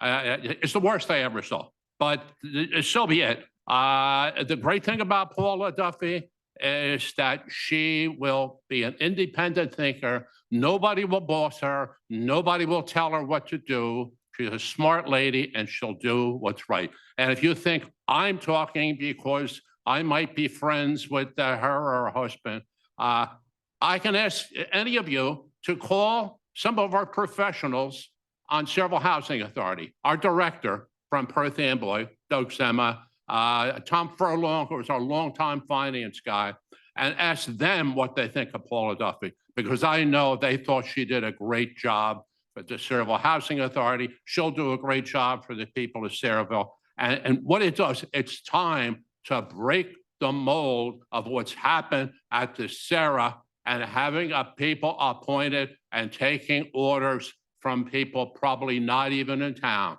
and being bossed and told what to do by somebody in Trenton or New Brunswick. So that's the victory for the people of Sayreville. Let me tell you, some of the discussion here I was a little bit embarrassed about. Let me let you understand, when your appointment is up, it's up. There's two types of appointments. One, some of the land use boards, when you're done, you're done. It's over. There's no holdover. A housing authority has holdovers. Sarah apparently has holdovers. When you're up and you're serving as holdover, you don't have to resign. You don't have to step down. When somebody, the law says, when somebody is qualified and is appointed by the governing body, you are done. So please remember that, not only for Sarah, but it's embarrassing to sit in the audience and see the lack of knowledge sometimes. My God, it can get a little bit ridiculous. Let me move on. Jody Classic, I wish her well in her retirement. I can tell you, I knew her mother, and which might not know, her mother was one of the fighters for us against the incinerator. When I was, Mary Smile, she knows, when I was chairman of the Middlesex County Environmental Coalition, her mother was a part of it. I'm a little frustrated by, maybe frustrated is not the right word, but surprised that Jody Classic now is old enough to retire. It only shows how old I am, and that's a little bit scary. Minnesink Avenue. I talked about it last time I was up the microphone. Mayor, you talked about it and how the closing would impact the school. And what is the status of that right now? Maybe there's something you need to write down. How much, and I can say, since we talked about that, it's been closed much less, because for several weeks, I think 3-4 weeks, it was closed almost every day. And my problem with that is, I talked to Glenn a little bit about this, and I don't think it's his responsibility. Maybe you can tell me whose responsibility it is. But when you put on the internet in the morning that the road is closed, most people think, oh, well, they're working on it. It'll be open tomorrow or the second after the third day. Not that it'll be closed for weeks. Maybe you need to take a little advice from South River. They seem to be well informed to the people in town. Minnesink Avenue is closed, and it has the potential of being closed for 4 to 6 weeks or 3 to 8 weeks or whatever the hell it is. So you don't keep people in the dark. Let's not treat the people of Sayreville like mushrooms. You know how they grow mushrooms. That's 5 don't you? minutes if you could wrap it up. They keep them in the dark. Thank you. They keep them in the dark and they throw a lot of manure on them. So we don't want to keep the people of Sayreville in the dark. I have a couple other things that I'll be glad to I can give you the deal. One of them will be quick, and one of them I'll come up and the second bite when everybody is done. But cultural arts. I've talked to several people about our cultural arts program in town. The committee fell apart. I think several people died, somebody resigned. Talked to Christian about it at some point, and he was, hopefully working it. I've talked a lot to Mary about it. I tried to do some work on it myself. And I'll admit that, probably I should be doing a little bit more work right now, but it's a little hard for me in my position. It's much easier for you. But my point is, I think we need a cultural arts program in town. We do have, according to the It's plan. 6 and minutes there now, if you could wrap it up. $6,000 in the budget. And I think everybody here should try to get a person appointed to this committee and do it fast so we can get a couple of programs. I have a little more, so I'll be glad to step back after everything's done. Thank you, Ken. So I have a couple of the pieces here and then call up my next person. Status of Minnesink Avenue. We do ask every meeting, how are we doing with that? Jay? Mayor, as was indicated, the road was open. The contractor had to schedule certain types of subcontractors coming in to do wet taps along Washington Road. That work started up today. He's scheduled to start up with the curb and sidewalk work later this week. All this is coordinated through the police department. They're the ones that take care of deciding how many officers, what hours the contractor can work, what type of notifications are given. So that's all coordinated through traffic safety. Wonderful. Thank you for that update. I'm going to go to Glenn because Okay, you have and more. also, Mr. Olszewski did bring this to my attention. At his request, we did publish the presumptive schedule, and which again is subject to change based on weather and availability. And I'll remind anybody that's listening that if you subscribe to our emergency alert system, you'll get an alert in the morning if they're closing the road, and you'll get an alert on your phone when the road is back open, which may lessen some of your angst about crosstown travel. One of the things that would also be helpful, so we have quite a few of the LED display, I don't know, whatever you want to call them, the billboards, the message boards. Right now we have one that says, obviously school's in session, look out for children. We need to post when Minnesink is closed, okay? Because that's going to turn around and draw traffic to the other side, and that way people can plan their route accordingly. More, in addition, since it is the PD that's closing the roads, obviously it makes sense, and they're the ones that are putting officers there. Even though you can sign up for the alert system for that, I think post on the social media. Our PD does an amazing job with posting things on social media, right on down to when there was a fish fry through JCP&L, which may have been a fish story. We have to do that for our residents, okay? We never had any type of outreach before I became mayor. There was no social media pages. There was no borough blasts. There were no, there really was nothing. Quite frankly, we now have all of these things at our disposal and we need to utilize them. There is nothing more frustrating and there's nothing more important than letting our residents know when one of our major cut-throughs is going to be impacted, especially during school time, complete and utter disaster. I will say thank you, because one of the biggest concerns we had at the last meeting was the two road projects, one on Main Street with the repaving and Minnesink, trying to stagger that time so it wasn't dead smack in the middle of the first day of school. I believe that they accommodated our schedule so that way we didn't have that being a complete train wreck. But we have to, please tell PD, turn around, send over to Julie for Facebook, when the road is closed, Minnesink Road is going to be closed starting at blah, blah, blah time. Avoid the area, because once you hit Washington and that thing is closed, you got no place else to go. At least you can avoid the area and know, oh, okay, I got to take Main Street, I got to take Journey Mill, I got to go in another direction. It's got to be more constant, not just the preliminary schedule with specific times. Let's see, cultural arts, listen, that would be something fantastic. Cultural arts, our cultural arts committee, at one point we had, I don't know, I feel like 20 people on there. And then throughout the years that has dwindled down and down and down. Main Street Theater is vibrant, but they are in essence, had to move for the most part out of here because we didn't have the room, we didn't have the facilities. But one thing I will tell you is that through the high school, the theater productions over there, especially last year's, if you didn't see The Little Mermaid, you missed literal Broadway-esque performance. One of the best shows that I have ever seen, and I've been going to them since I was a little kid here and through on. Absolutely amazing. If we can try and pull some of those young people and some of even the teachers and the other people that are working with the theater department, we've got amazing, amazing, amazing people that can make our committee again strong and hopefully give us more opportunity. And like you said, use some of those funds. I think that takes care of everything right now that you had, Ken, based on my notes. I know your question, I'm putting on a fresh page, because we want to know where we are, right? Go ahead, sir. Mark Turpin, 6 Parkway Place. Yeah, last month I came here in reference to the intersection of Ernston Road and Parkway Place, Mhm. which is a hazard, dangerous. I left my information, nobody gotten back to me yet. I don't know where you guys are at as far as nobody's gotten back to me. I left my phone number and nobody's gotten back to me. All right, I'll apologize. The next day I reached out to the Traffic Safety Bureau and they assured me that you would be contacted and they would set up a meeting out there with you. Okay. I assure you that tomorrow morning, when I walk through the door, that'll be my first phone call. Okay, well, thank you. Usually Sergeant Braille still handles that, and usually Sergeant Braille is the first one to literally knock on your door.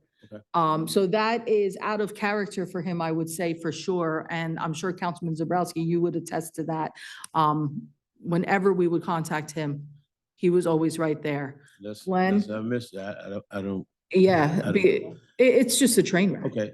And we It still have to is. reach out to the county in reference to that as well. We did that. And I did have I'm sorry. Go I ahead. did have a pretty extensive discussion with the chief about that, and he agreed that they needed to assess and engage with the county. So I'm making no excuses. We'll be accountable, and we'll give you a buzz again tomorrow. But I'm going to ask you, so you got it, so I don't have to look through my last month's legal pad to find your number again. Well, is it possible we can get more of a police presence over there until we do get more of a better resolution? There was a time where between the hours of 4 and 6 o'clock, there used to be an officer parked on the corner on the street of Parkway facing out towards Ernston, so they can kind of like at least deter some of the people and hand out some tickets or whatever we got to do to make that safer until we get a more solution. Is there any time during the day that's better to call you? What's your availability? You could call me. I'll call you in the evening why if I have to. You just, Why whatever's don't you convenient talk for you. offline with him so that's he fine. doesn't Yeah, turn around and say, well, yeah. this is when, No, you know. right. That's fine. Yeah. That's fine. Yes. So, all right, well, I'm glad to hear that we, I haven't been put on the back burner and No, but yeah, if we can get the police down there to address that, because those lights over there sure was important, but we got near misses in the daytime there. it's, I almost literally got T-boned the other day, and I you was go. riding with my mother with my 2 nieces in the car. I had a car come straight at me, head first, and I thought of you. I was like, here we go. This is it. I'm in my lane, and this car is literally coming head on at me. I'm like, where do you want me to go? It's insane. Yeah. It's insane. Coming home from work today, it happened to me. So anyway, thank you. I appreciate it. Looking forward to our Phyllis help. Thank you very much. Glenn's gonna come over and talk to you for your availability. Okay. I see no one online. So my usual, okay, I was gonna say my usual suspects. Come on up, Mr. Duffy.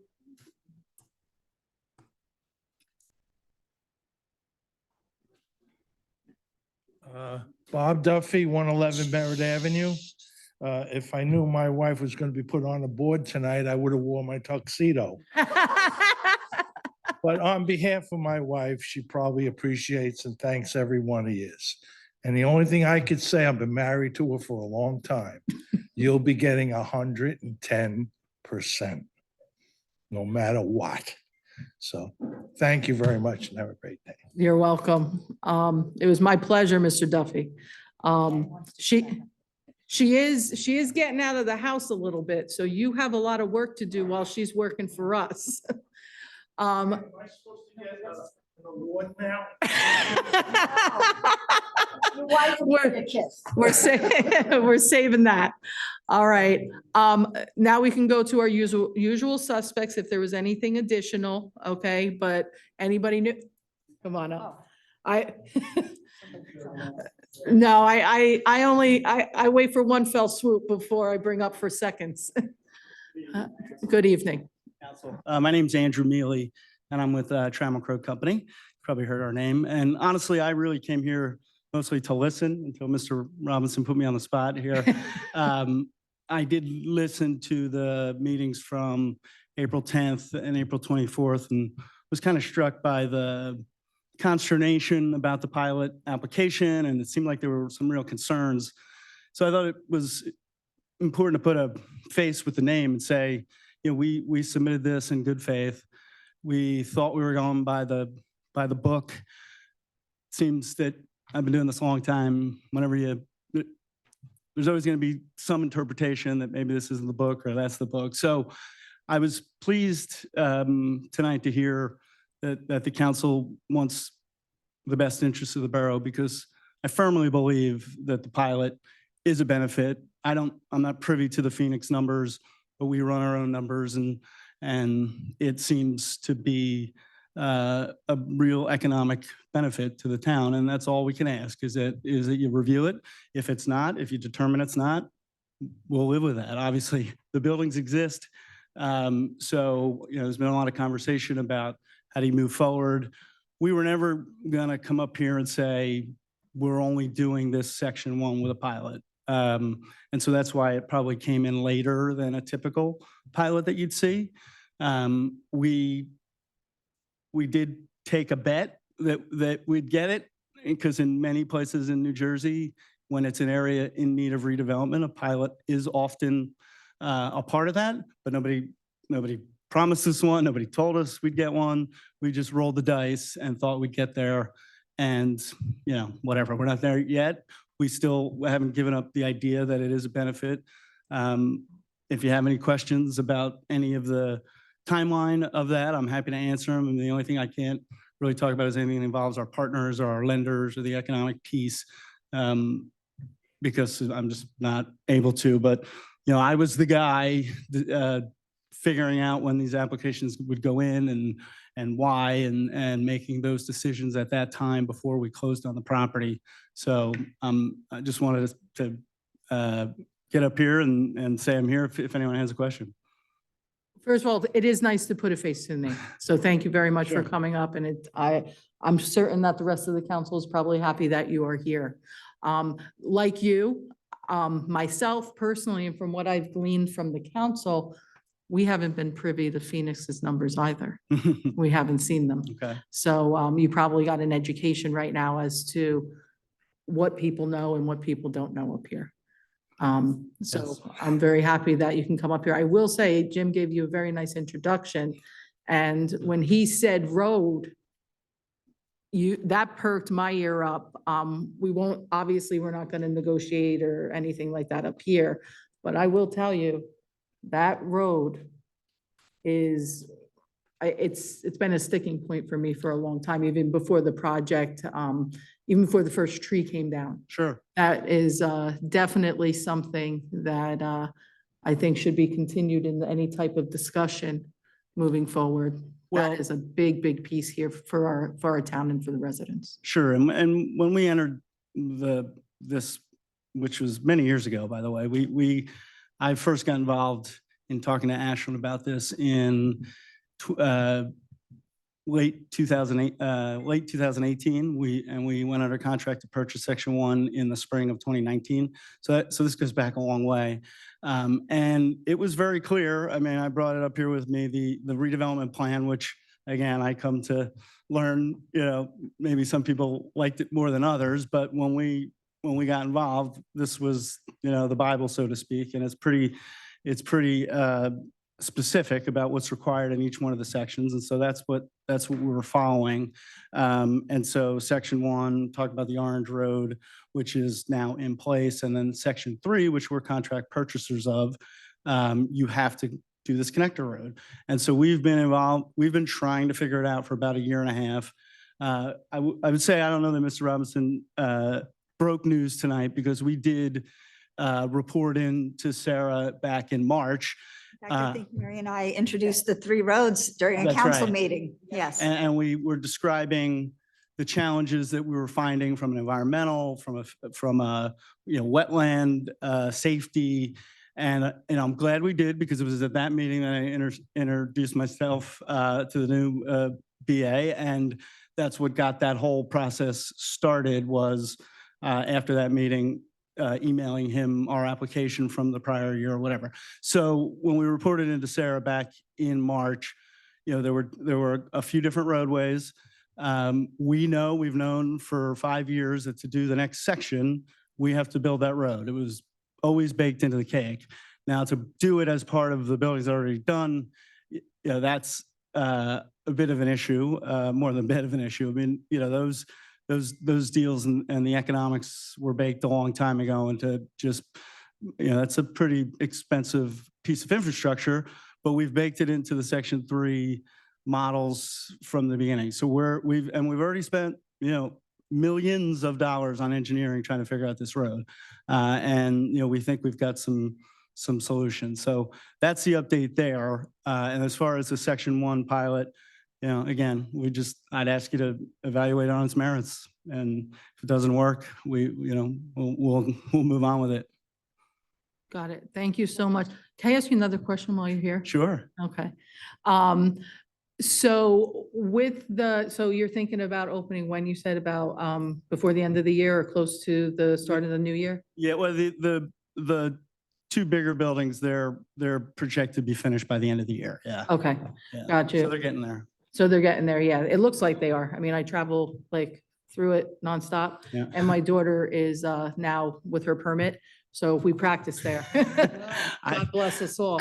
I have 3 girls and all 3 of them practice in warehouse parking lots for sure. Yes, so absolutely, like that turn right there. One of the biggest things that I'm sure has been communicated to you is the concern of truck traffic coming out of the facility and making certain that those trucks will actually go from the facility out to the right in order Mhm. to avoid that. Mhm. I did see that there is some signage up there, and I just wanted to ask you if there was anything additional that you think that we should add to that, because you're not going to be there, obviously, to monitor it.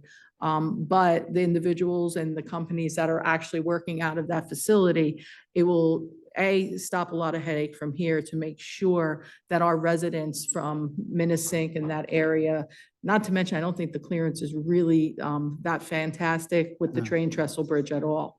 I push constantly to have additional signage regarding clearance.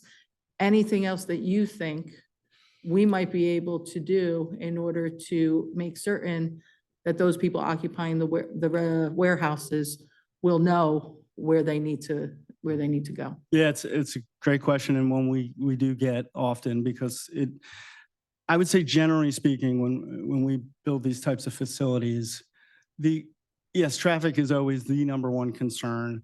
But generally speaking, if truckers went where they were supposed to go, 80 or 90% of the consternation would be resolved.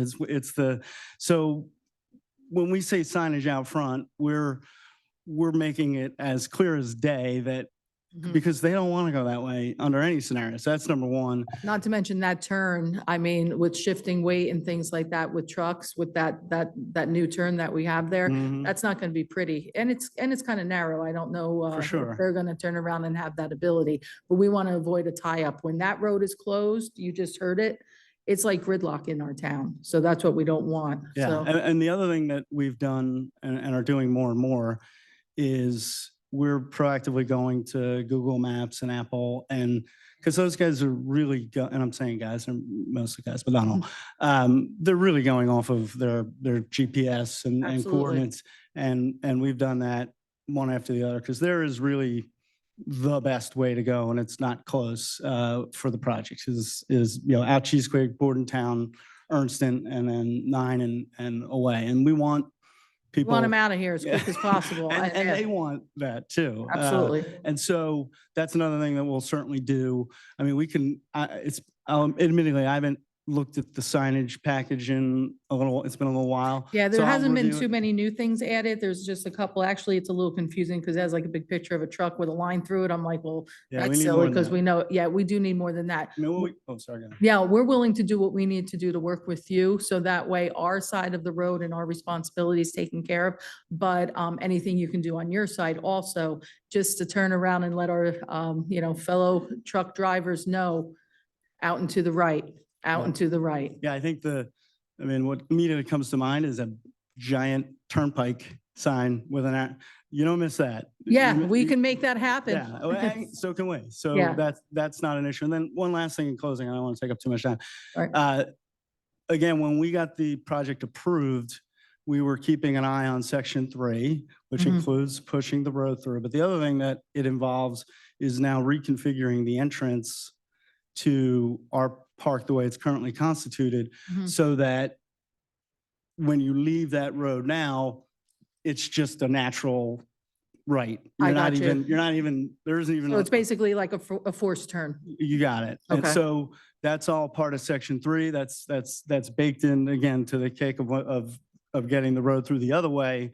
But, I would, and I'm not gonna cheerlead Sarah tonight in this environment, but that was they were very resolute about the way that needed to get configured, which was not an insignificant cost in terms of setting it up to get moved in the future. So it was an agreement.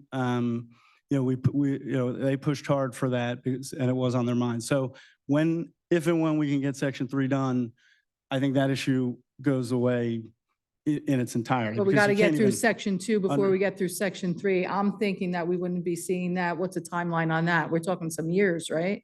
Presumably. I mean, I think if everything, driven by, again, a very complicated, I mean, that road, great idea. I'm a believer in it too, as somebody that's driven in and out of Sayreville now for 5 years.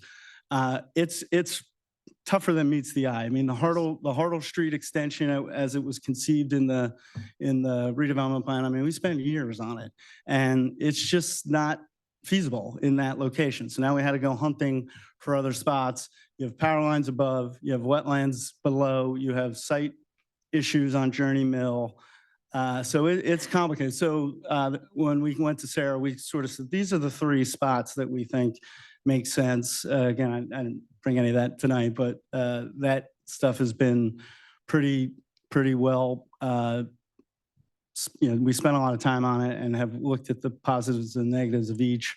And so, but there isn't a final plan yet for that. We're still working through a couple, because then there's other owners are involved, other parcels that you have to acquire. Some are more interested in participating than others. And so it's tricky, but we're working on it.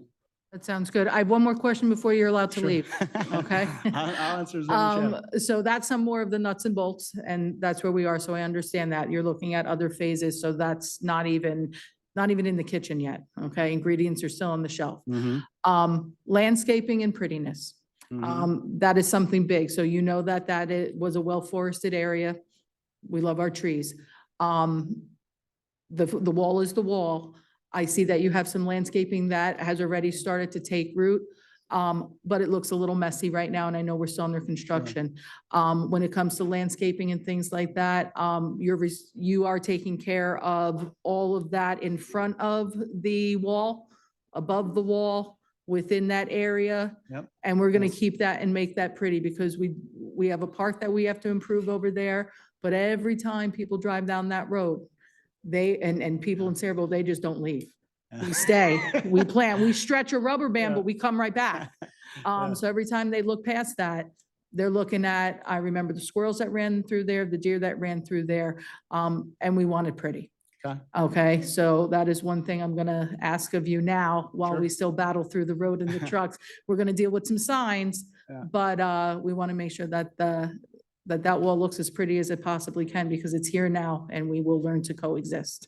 I appreciate that. And obviously it's not a finished product. Yeah, no, of course But not. I will make sure that the team understands that message. And look, we pride ourselves on building first class. I mean, I know there are warehouses, which is a dirty word these days. We get it, but we do want them to be the best looking project of its kind. And I do think if you compared it to the 25 years ago version, you would Totally different product. Yeah, you would notice, and it's also different than what you see along the turnpike at 8A. I mean, these are high finish fronts, and the brick, if anyone didn't know, was an homage to the mining that was done for the Holland Tunnel and the Lincoln Tunnel. So there was a lot of thought and purpose put in those things. Our partner is going to own these buildings for forever, so to speak. This isn't a build and sell situation. So they're here for the long haul. So things like prettying up the wall and more trees is an easy ask, and it will be done. Thank you. I appreciate that. Sure. While I do understand that you are at the redevelopment agency often, don't be a stranger to us. Because what you see here is there's a lot more residents that are paying attention to this body right now. Sure. So it is excellent to see your face here. And, you know, it could calm some of the storms beforehand as well. I understand that litigation, negotiations, and all of those things of contracts have to happen behind closed doors. I get that. But I think the more opportunity that you have to interact with the residents here, that way Jim doesn't have to do your introduction all the time. But Understood. it goes a long way. Appreciate it. And if I had it to do over again, I would. It does get tricky in terms of what is the mechanism by which you show up and start, talking in the middle of a land development. But I don't want to make excuses. Message received, and I'll be happy to be back. If you want more questions, I'm here to answer them. I appreciate that. I Sure. look forward to seeing you some more. We're here, Cool. every couple of weeks, and, we have a tendency to go over time a little, but I'd like to see you more. Okay. Thank Thanks. you. Thank you right. very much. Thank you. All right, our regulars are up, but I'm going with Joe first.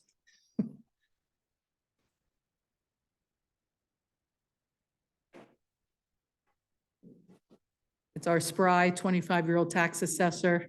Thank you, Chairman, Mayor. you're welcome, Joe. Joe Cups, tax assessor, address 167 Main Street. I heard you all before giving your comments, and you wanted information to make decisions on this type of thing. Good, bad, or whatever. I'd like to offer that sometimes I have numbers that may or may not be relevant to anything, but I would like to send them in.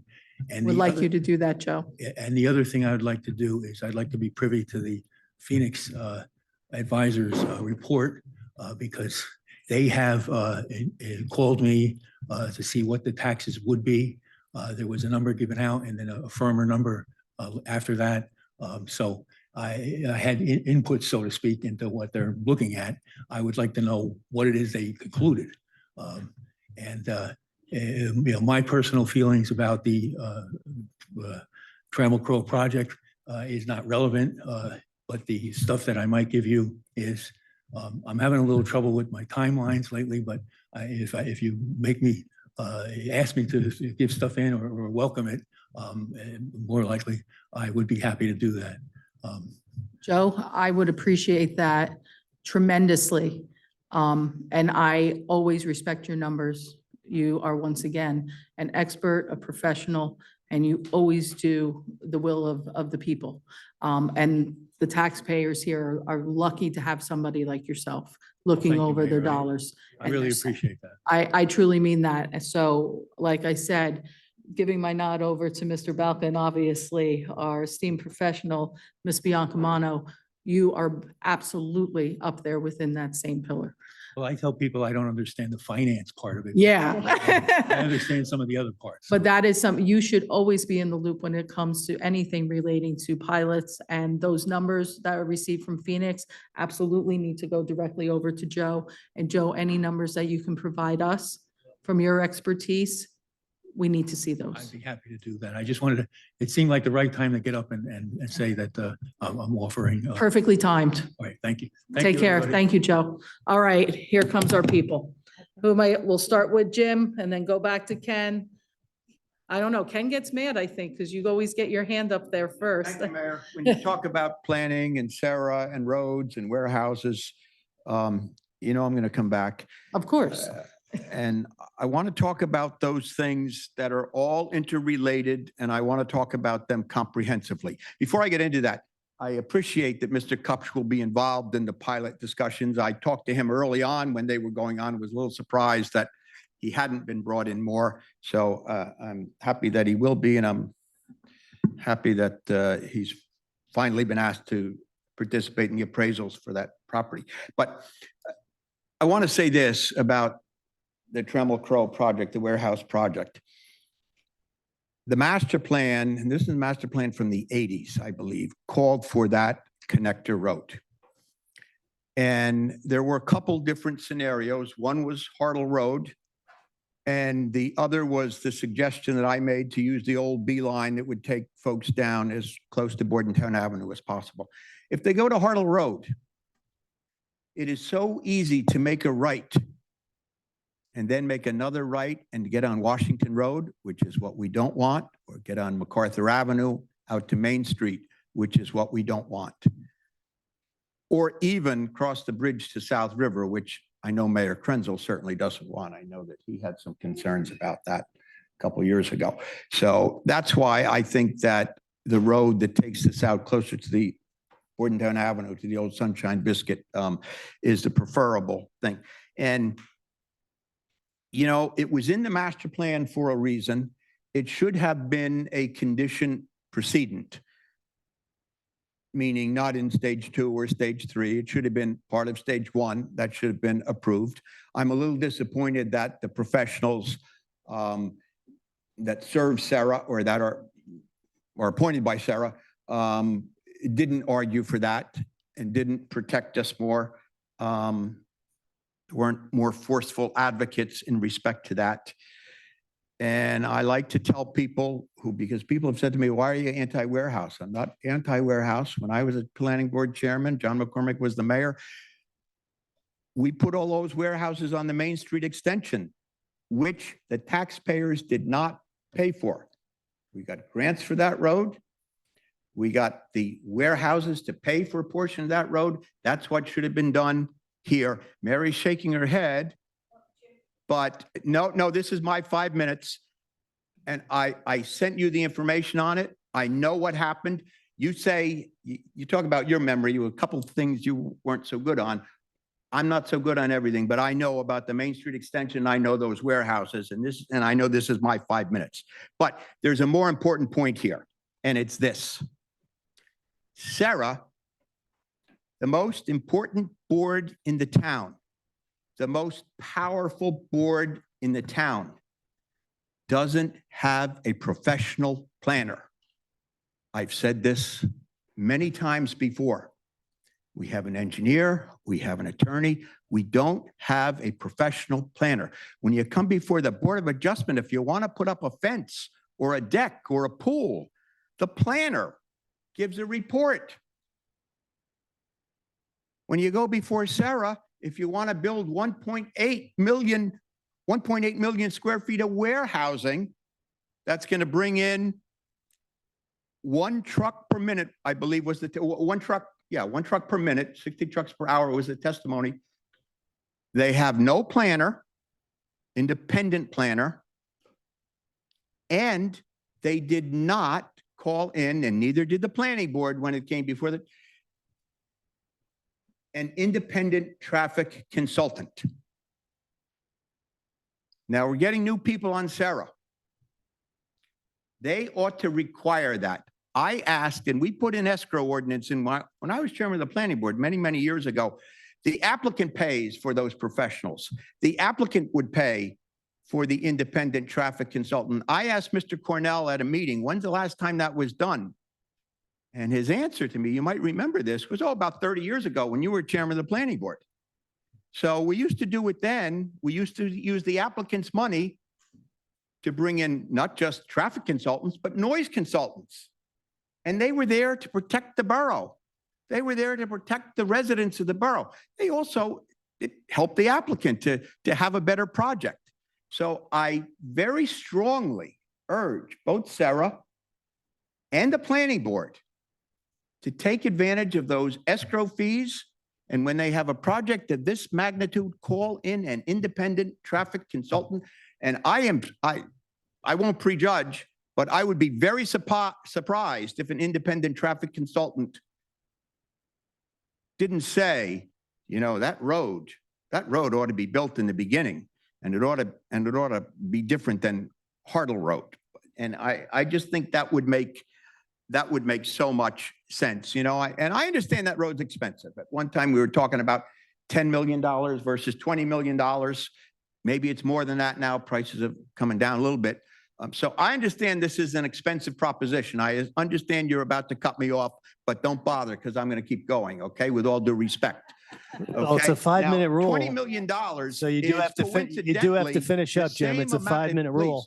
I'm not going to step on you, but you got to finish up. She wants me to be Hold quiet, on. okay? Well, we're almost, $20 million Go ahead, keep going. coincidentally, is the amount of money that we're getting to sell that property across the street on the other side of Journey Mill Road. So if you're looking for some money, well, maybe there's some money there. Now, that's our money. That's not their money. They ought to pay for that. But I'm just talking about this. So I'm throwing it out there. But I just think that it would serve the people of the town better if we took advantage of the professionals that are available to us at the expense of the applicants and have Sarah have a planner on every application, because they don't deal with anything small. You know what they deal with. Everything is large. Everything is of consequence. Everything impacts the town in perpetuity forever. There ought to be a planner, and on items of significance, there ought to be an independent traffic consultant. Okay, thank you very much. Thank you, Jim. All right, Ken? Oh, yes, of course. Just Jim, I'm addressing everybody, but Jim, when you first, I remember we had a meeting where you were saying that the town didn't pay for that road and Jay was saying they were, and you were both so forceful and knowledgeable that I checked with Joe Cups and we paid for the road. Just so you know, we wanted those property owners to pay for the road, but they did not. We did. I would refer you to CME's website, where they talk about how the road was built at no cost to the taxpayer. Okay. We paid for it. That's all I can tell you. I went through even Joe's handwritten notes on the side. Joe gave me a stack of papers about this big, and I read them all. And we paid for the road. I wasn't saying that you were wrong or Jay was wrong. You both seem to be so knowledgeable that I decided to go right to the tax assessor and find out who paid for the road. And we did. It was a lot of different problems. I'll talk to you after the meeting so we don't bother anybody. But there were so many problems that we wound up paying for it. Thank you. So our professional claims that there was of no cost to the taxpayer. But No, our professional says there was. no, but is it on the website? It's on their website, you're saying? He's a great tax assessor. He's fantastic. We love Joe. Well, we need I don't to, know his connection to road building. Well, no, it's All right. just that he was the one that was supposed to do the special assessment on the property owners there. And it never happened because, again, I will sit down and I'll go over all of the things that he found, not me. I relied on what he said, and we wound up paying for that road. interesting. To be continued on that one, I foresee. Ken? Here you go, Ken. Okay, again, Ken Olszewski, 108 North Edward Street. I hear from the rep from Trammell Crow that they're going to be ready by the end of the year, I guess, the 2023. That's what I Which- asked, yep. Which prompts my question, what is the status of the improvement of Cheesequake at Bordentown Avenue? I thought that was going to be improved you can tell me, or I'll sit down, you'll tell me. I thought it was going to be approved before the warehouse is open. Is that your only question? No, no. Okay, then keep going. I got Okay, it. yeah, We'll keep well, maybe going. my question, my real thing, and I'm just going to talk about something that we're not going to spend a lot of money. It's not going to sound important after what we just heard. I want to go back to the cultural arts thing and make sure everybody knows. The budget is just $6,000 a year. That's not nearly enough, but that's all we got now. I know you can't produce, gold out of hay. So the idea, from my standpoint, is to get something going on a committee that you could have a couple of programs before the year is out. And, I know it's cultural arts, but it turns out since the meetings not meetings, the entertainment is at the senior center. People have the thing, well, is this for seniors? It's not really, but it does wind up to be mostly seniors there. And, we've got money. We all know how tight things are. It's something for seniors and everybody in town to come to free and enjoy themselves. And that's what the objective I'm trying to get through. I asked Glenn, I didn't get an answer. Maybe he missed it. Maybe I missed it. What does it take for a quorum on this board, Glenn? Did you see? We'd have to look at that. Okay, you'll look that We'll up. look I at don't that, need the 'cause answer we- tonight, but I think I can get a couple of members. I've talked to some people at the senior center. I think I could get a couple of members, but we need you here to bring forth a back. couple of members. Hopefully, if you can get applications in and get them and you appoint them at the next meeting, we could still have a couple of programs yet this year.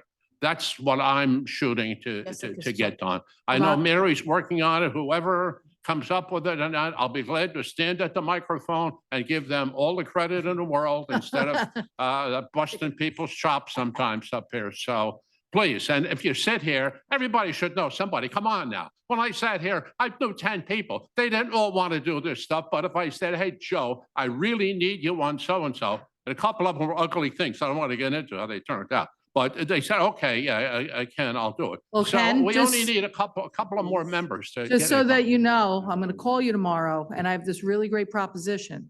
We're going to be actually putting together a cultural arts committee. And I would really like you to join because I think between a stand-up routine, maybe some type of singing, I know you've got a wonderful voice.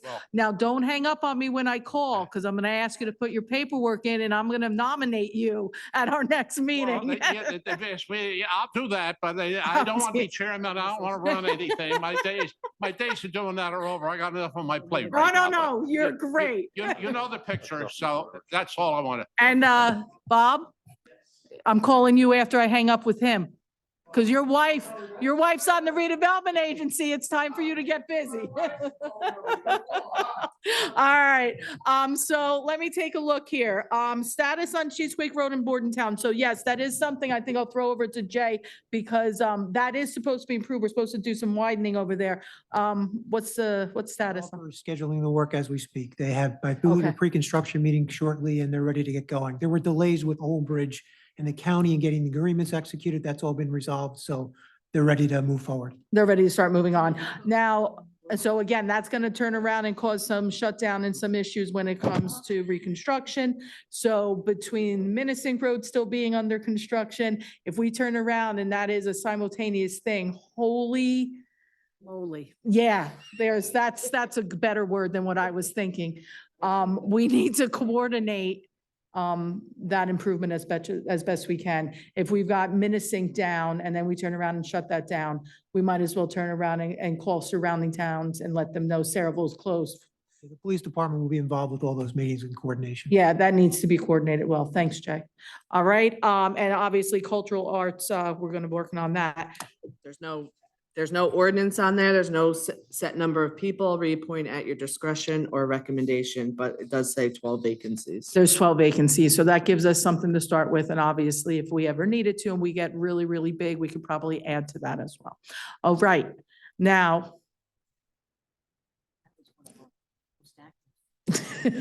All right, Jim. Go ahead. Mayor, it's your rule that we only get 5 minutes at a time. I know, but so- I think that's fair so- because poor Fine, Ken, no, you I know, understand. There's a big yeah. crowd here that wants to speak. yeah. No, but we And got so some I new couldn't- faces. I Go couldn't ahead. Complete, but Go ahead, what in else? you have? February of this year, because there was an issue, in fact, it was February 14th, it was Valentine's Day. I sent this email to you because I think about you all on Valentine's Day. What I did is I sent you something that is on the CME website where they talked about their role in the Main Street extension. And what it says, and I believe Mary might be right. The engineer might be completely wrong. I don't know. I trusted the engineer. I believe the article to be credible is what I said in my email to you. And the relevant section is this, and it talks about their role, and I appreciate their role in the development of the Main Street extension is, and I quote, "The result of their efforts were the borough's receipt of a $3.5 million grant through the Middlesex County Federal Aid for Urban States Program. In addition, they were successful in negotiating an agreement with a nearby developer that provided for their performing some of the earthwork and drainage improvements on the project at no cost." I recall that vividly. Finally, due to the increase in potential development value of the adjacent properties caused by the project construction, the borough passed an assessment ordinance in order that the benefiting property owners pay for the remaining project costs. The net result was the construction of a $5 million project at no direct cost to the municipality. Now, that's the way I remember it. That's what the borough engineer put on their website. Now, if they're That wrong, was, the ordinance was passed. And that's what I said, you remember the ordinance being passed. Mhm. But as far as following through on it actually happening, and I mean, how much did we actually wind up paying, Jay? You had a figure. I think we should just back up. I think the initial question or the initial statement was that the developers of the Morris property built the Main Street extension. I was asked if that was correct. My response was no. The developers were required to dedicate land, do grading along their frontage, and construct a culvert. That's what the developers were required to do for the Morris property. That was the question. That was the answer. Different issue now concerning the overall funding of the project. The developers did certain work. The borough did receive grants. The borough hired a contractor to build the roadway. So it wasn't built by a developer. It was built by a contractor hired by the municipality. Grant funds were utilized. As far as the assessment ordinance, I can't speak to what eventually happened with that, but there was discussions about an assessment ordinance for other properties. and I would assume you would agree with this wording on your own company's website that says the net result was the construction of a $5 million project at no direct cost to the municipality. Would you agree that that's right? Sure, but that doesn't mean it was built by a developer, which was the initial question. The Yes. assessment never actually happened, Jim. We passed an ordinance saying that. Joe found a lot of flaws, like, Joe, please correct me if I'm wrong, because there was an awful lot of information you had given to me. Middlesex County, they donated the property. They didn't charge us for the property, but they didn't pay for the roadway. Public service was exempt from anything as far as paying for part of it. There was three individual property owners that I wound am up. not saying that the developers paid for 100% of it. What I'm saying is, as the website says, it was built at no direct cost to the municipality. There wound up being a direct cost to the That's municipality. Well- fine. What's the direct cost to the municipality? Do we know? Joe, you need to. That's a fine, you're good. Well- So I guess we're not gonna get, does anybody know how much the cost was to the municipality? Maybe we should ask the folks that put that on the website then, where they get, I'm sure those figures were. I think you're looking at an article that was written 30 years ago, 1991, when the Main Street extension was originally constructed. Well, I'm sure Wayne and David worked on that before it went on your website, so I'm sure that they knew the numbers, and if they said there was no direct cost to municipality, Had we been I able have faith to, in that. I trust in that. I believe that was true. If it isn't, oh, well, maybe that's another, maybe Again- that's another issue. And you know, the way it worked before, where we had to ask the questions and then you get the answers. One of the things I did not say when I talked to Mr. Kupch about the appraisal, and he wasn't asked about that to get that, become involved in that until recently. One of the things that has been done in the past, he said, and I would suggest we do it in this instance as well with the purchase of that Sherwood Forest property. We also go out and look for grants to see if there's some Green Acres or some other Oh, yeah, of matching course. fund. And I would Yes. hope that not only would we use our own open space fund, but we would see if there's some other Absolutely. grant money available. Absolutely 100% agree. If we don't have to take from our particular bank and we can because find a way to obtain it in another way, It would absolutely. be wonderful to be able to stretch that $11 million to 22 million, but not just have 22 in the bank, go buy open space with it. Okay? Jim, Gotcha Thank on you very that. much. Joe Cups, he's, since its inception, was the head of open space. And we have gotten a lot of property using state funds like Deekers Farms. We bought the development rights for that. And open space wound up only paying for the professional fees, whereas the actual purchase, he found a way to use either state funds or federal funds. He always tried to stretch that dollar so that we could do as much as we possibly could. All right, so ladies and gentlemen, at this point, seeing no additional hands, Move the public Nothing portion be closed. she's quick. All in favor? Aye. Motion to adjourn. Well, okay. All in favor? Aye. Any opposed? All right, ladies and gentlemen, we're rolling into part two. Stay, if I know we got a couple in the back sticking around, at least. All right, ladies and gentlemen, I once again ask you to please rise for a salute to our flag as we start our agenda meeting for today. All right, I pledge allegiance to the flag of the United States of America and to the republic for which it stands, one nation, under God, indivisible, with liberty and justice for all. Thank you all once again. Statement of publication, please, Jessica. Take notice that this agenda meeting of the mayor and council being held this 11th day of September 2023 has been advertised and posted in accordance with Open Public Meetings Act, Chapter 231, Public Law 1975. Roll call. Councilpersons Balca. Conti. Novak. Here. Enoha. Here. Roberts. Here. Bobrowski. All right, general discussion. Jess, floor is yours. We need to have a discussion on the food truck ordinance. All right, discussion on food truck ordinance, ladies and gentlemen. Where are we in reference to our food truck ordinance and what are we looking to change and do? Well, we came back to you because we got, the general idea, you wanted to allow food trucks, but there's so many variables here. So we're asking the council to just give us a general idea of where you would like to allow food trucks and how many food trucks in a particular location you would like to entertain. And then we can craft the ordinance accordingly to make those accommodations. I remember quite a while ago, us going down this road, handful of years ago, pre-COVID. Got a little sticky and back and forth, and I know that we had some of our famous food truck vendors come and visit us about their concerns. So council directive towards, or at least clarification for the business administrator as far as what you're looking for? I have a suggestion. Wonderful, thank you. So I agree. We tend to debate things ad nauseum without ever coming to an answer.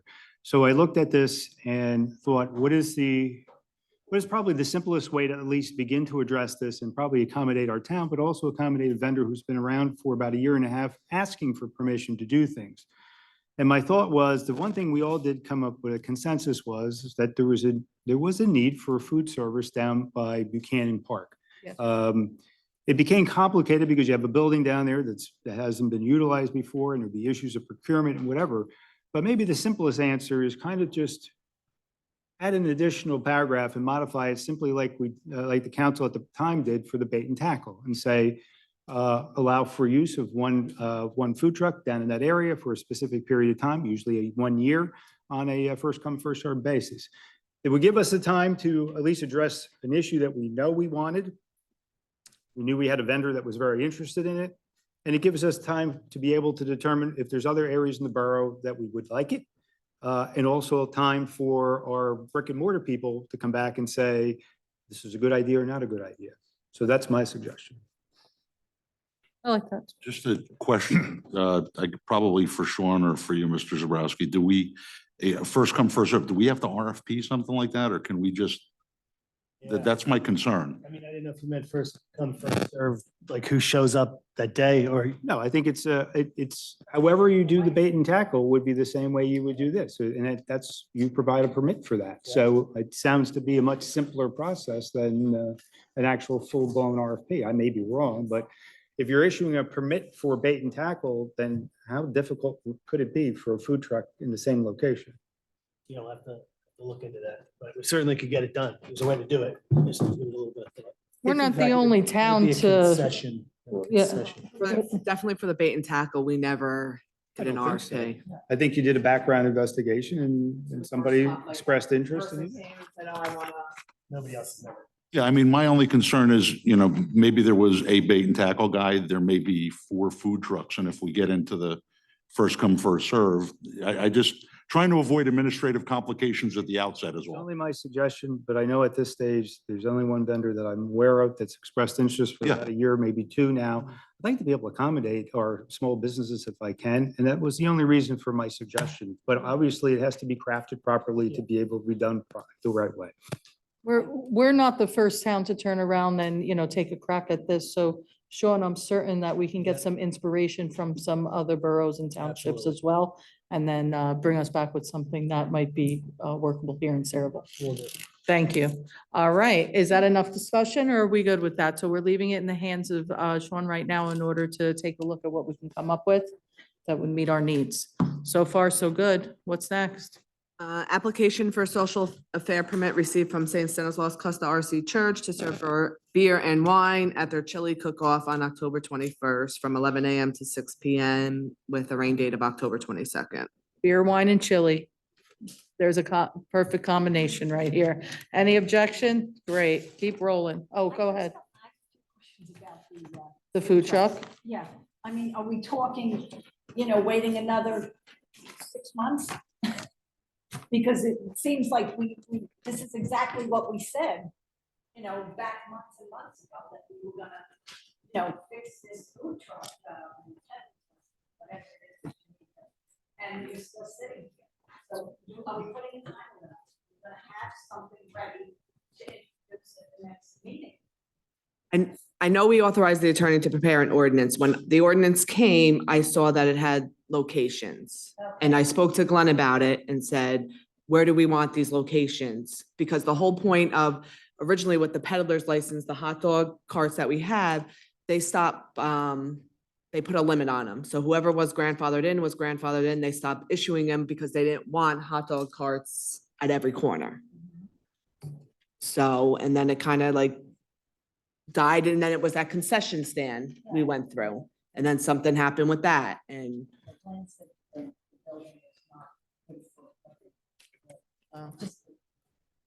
so I don't know. Will we have an ordinance for our next to introduce? Sure, I mean, we'll have something, whether you want to introduce it, you'll have to see the content of it first. Yeah, Yeah. yeah. Questions? So as soon as I get it, I'll send it, and then you let me know what your opinion, if you want to put it for introduction at our next meeting. I Okay? mean, it's not just the vendors. I know that there's so many people that use that open, whether they sit there and fish, or they just come and sit, that would love to be able to, get a hot roll and a cup of coffee. Yeah, and They suffer because of that. last year we did have an issue with somebody who was issued a mobile permit. They were setting up shop down there, which it wasn't allowed, because you have to make your sale and keep moving. Yeah, that's just one question, just a legal question. Sean, is there a difference between a vendor like an ice cream truck that drives downtown as opposed to someone who's stationary? Yeah, well, That's a different peddler's license. yeah, and especially if you're giving somebody a monopoly on it, where you're saying, okay, these are the 4, or these are the 1 food truck allowed in town, and you're doing it to the exclusion of other businesses, then there has to be a fair process. No, the ice cream trucks that's a totally different peddler's permit, yes. Yep. No problem. Okay, now, public safety, keep on going. Authorization to purchase 6 in-car cameras from Axon Enterprise through NJ State contract. Final quote will be ready by 9/26 meeting. Authorization to extend HVAC maintenance, repairs, and replacement contract with Merco Services for a 2-year term, initial contract term ending, company name change from Titan Mechanical. Authorization to purchase 1 asphalt hot box from Trius Inc. through NJ State contract in amount not to exceed $40,175.75. Authorization to purchase 1 Elgin Eagle street sweeper from W.E. Timmerman Company through Sourcewell contract in an amount not to exceed $435,406.38. Can I ask a question about street sweepers in general? I know, Vinnie, you were saying how you saw them and they're beneficial. I looked up online some of the benefits of it, and the primary benefit is keeping the streets clean. There were like others that made no sense to me, like it was just as the storm system. An absolutely essential ingredient to our stormwater management. Yeah. And we're under EPA review currently, and we need to pick up our game with. So that was the only one that made sense out of the benefits, but is the street sweeper the only mechanism to keep the drains clear? Is that the only option? No, it's to prevent things from going into the drains, to block them, but we also have a preventive maintenance program where our DPW goes, they yank the grates off, they look, they suck out whatever's in there, or take it out by shovel, and they have a regular rotation for that. And we think it on about maybe a 3-year basis, we get to every catch basin-ish. I was just wondering- When it goes down the storm sewers, it's going into a body of water someplace, and we put a lot of calcium chloride on the road. We do, and just the emissions from cars. There's hydrocarbons, built up against the. Or I was just wondering, The stormwater unless we pick it up. and I was just wondering the balance of if we're going into and pulling the stuff out, how much value the street sweeper does, the return on investment is going to, it will. Okay, thank you. Okay, and the last thing I have is authorization to advertise for bids for high voltage electrician services. Any objection to that? Rezo, next meeting? Wonderful. I only have two. First and foremost, I'm seeking authorization to promote Richard Poplawski to Supervisor of Public Works for the Parks Division in the Department of Public Works effective October 1st. Any objection? 10 o'clock, you're allowed to go now.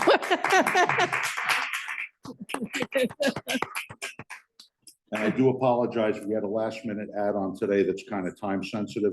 We're gonna need a permission at the next meeting to award a non-fair and open contract to Film Tech, who is our provider of membranes for the water treatment plant. They're the only provider, it's a proprietary type of installation. And if we don't act on this before the end of the month, we will be facing a $60,000 premium in the cost. So we'll leave that on for the next meeting for approval. Yeah, I think we're okay with that one. All right, nothing else? That was it?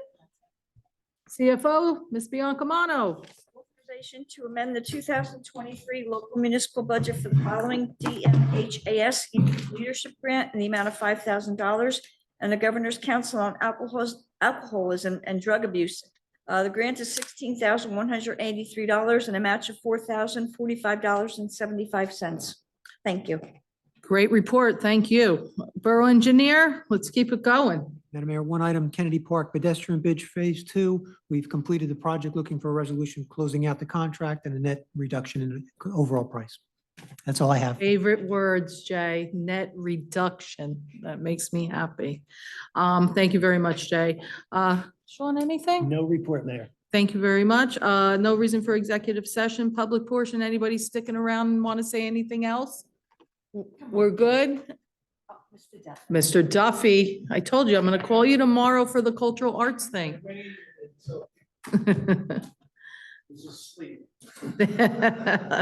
Go ahead. Bob Duffy, 111 Merritt Avenue. I have a question for the attorney. Is there a law saying that when a township takes a civil suit against someone, cannot talk to any resident? No, but I know what you're talking about. That's, But the answer is the client is the town, the governing body. So to discuss any details of the litigation, that would be a violation of the attorney-client privilege. Now, if we're authorized by the town to talk to different people, we could do that. do I have to get a letter from the council to the attorney so I can be in the circle or part of the circle? You'd have to get that from the client. The client is the town, the mayor and Well, council, Yeah, well, the whole council or just the mayor?